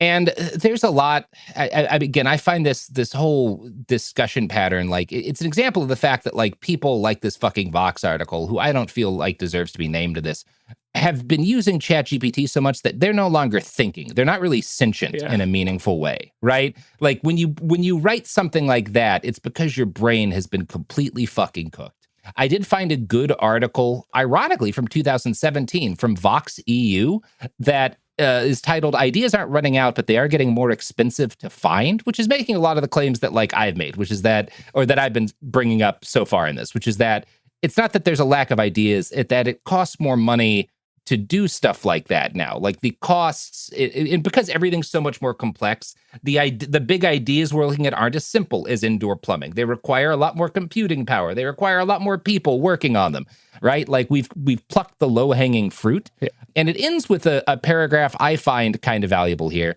Returning to the oil metaphor, we are digging deeper into a trickier part of the rock. Of course, we could be wrong, and humanity may have just been chipping away at a particularly hard point that will soon give way, creating decades of cheap ideas. This is the hope of those who emphasize the revolutionary power of artificial intelligence and the singularity, an accumulation of technology that triggers runaway growth at some point in the future. Although we all enjoy science fiction, history books are usually a safer guide to the future. In this case, history suggests that large increases in research effort are needed to offset its declining productivity.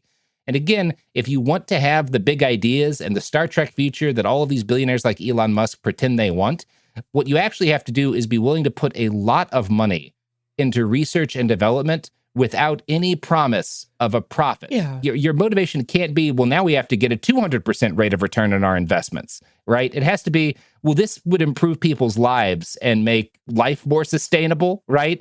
Like finding solutions to a lot of the problems with climate change, cleaning the air, like dealing with like lack of access to clean water, lack of access to basic medical care. These are not things where doing them means that your company gets an immediate profit and a valuation in the tens of billions of dollars, right? That's just not the way providing life-saving aid to people works. But the net value to the global economy would be massive if, for example, kids weren't going without food and access to clean water and had better access to education and thus were able to go into fields where they become researchers and generate ideas that eventually turn into profit, right? Like, these AI fucks aren't talking about ideas. They're talking about fracking the human mind, right? That's what they want to do. That's a good way to put it, yeah. Yeah. I think that there's another thing we're saying here, too. There's a David Graeber argument about this, where he makes an argument that I think is also very compelling, that part of the decline in the rate of technological change has been the extent to which everyone who was trying to do this stuff is just increasingly dealing with more and more layers of bureaucracy instead of actually doing the thing they're trying to do. And this is a huge problem in academia, where it's like, okay, so you have, you're teaching in academia, but you're also spending like a quarter of your time trying to get another job.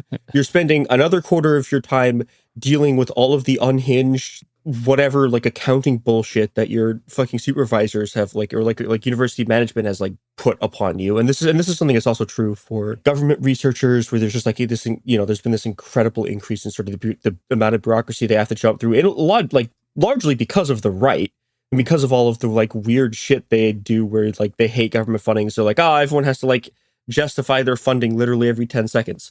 And I think like that's like one of the other angles of this, and it's something that's only going to get worse because this administration is just fucking annihilating the entire basis of American science. Yeah, they're just killing it. The damage that they've done to the pipeline of the people that would produce these researchers, right? With the ways that suddenly like American science postdocs, just there's no money for it. There's no money for grad students. They're killing all of the pathways that would do this, and then they're going, oh, the only solution is the fucking tech boondoggle we've created to the problems that we created by just annihilating the capacity to do science.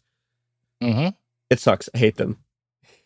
If you want to email us, you can do so. It is coolzonetips@proton.me. If you want it to be encrypted, you should use a Proton mail address as well. They're free. All right, guys. I think that's the podcast, listeners. Haters, lovers. It's our last ED of the year, friends. It's our last ED of the year. Well, I don't know. We'll see if those pills come in. But yeah. But I hate you. Happy holidays, Happy everyone. holidays, everybody. Put a trans girl on your couch. Put a trans girl on your couch. Go love it. Or a bed. I mean, if you got a bed, bedroom too. If you got a bed, isn't it? A futon, those are acceptable. Inflatable mattress. Yes, we love those. One of those like chairs that leans back to where it's like basically flat. Yeah, not a lazy boy in nice. this instance. But Sure, a lot of options. Gender neutral lazy chair. Yeah, an inflatable mattress. Why not? Yeah, why not? Yeah, water bed. A water bed. Water beds your are great. floors are strong enough because they are heavy. Yeah, they're really heavy, and generally you're not allowed to have them. But yes. Anyways, we reported the news. Arguably. We reported the news. Hey, we'll be back Monday with more episodes every week from now until the heat death of the universe. It Could Happen Here is a production of Cool Zone Media. For more podcasts from Cool Zone Media, visit our website, coolzonemedia.com, or check us out on the iHeartRadio app, Apple Podcasts, or wherever you listen to podcasts. You can now find sources for It Could Happen Here listed directly in episode descriptions.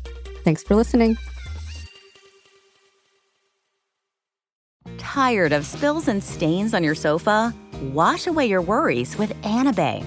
Anabay is the only machine washable sofa inside and out, where designer quality meets budget-friendly prices. That's right, sofas start at just $699. Enjoy a no-risk experience with pet-friendly, stain-resistant, and changeable slip covers made with performance fabric.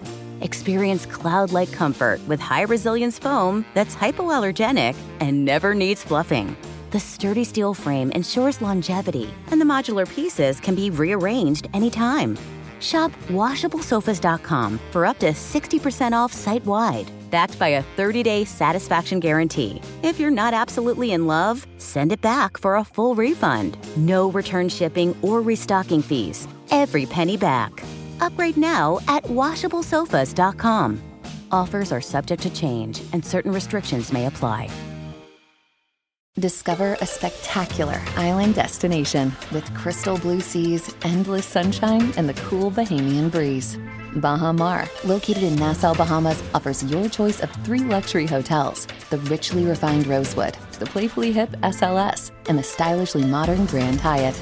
With over 45 restaurants, bars, and lounges, Baha Mar serves up delicious dining from world-renowned chefs like Daniel Boulud and Marcus Samuelson.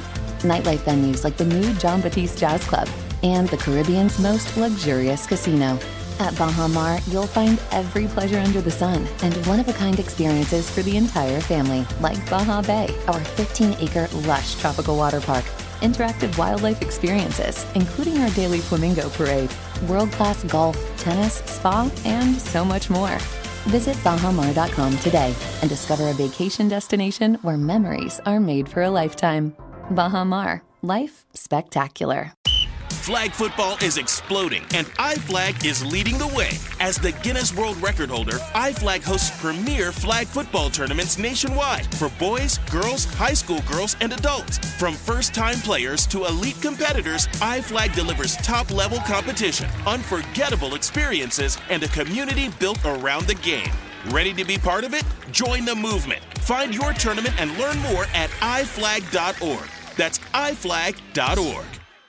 You're listening to a podcast, so you're doing something else too, like maybe scrolling home listings on Redfin, saving places you like without thinking you'll get them, because that's what house hunting has become. But Redfin isn't built for endless browsing. It's built to help you find and own a home. Redfin agents close twice as many deals as other agents, which means when you find a place you love, you've got a real shot at getting it. Redfin helps turn saved listings into real addresses. Get started at redfin.com. Own the dream. This is an iHeart podcast. Guaranteed human.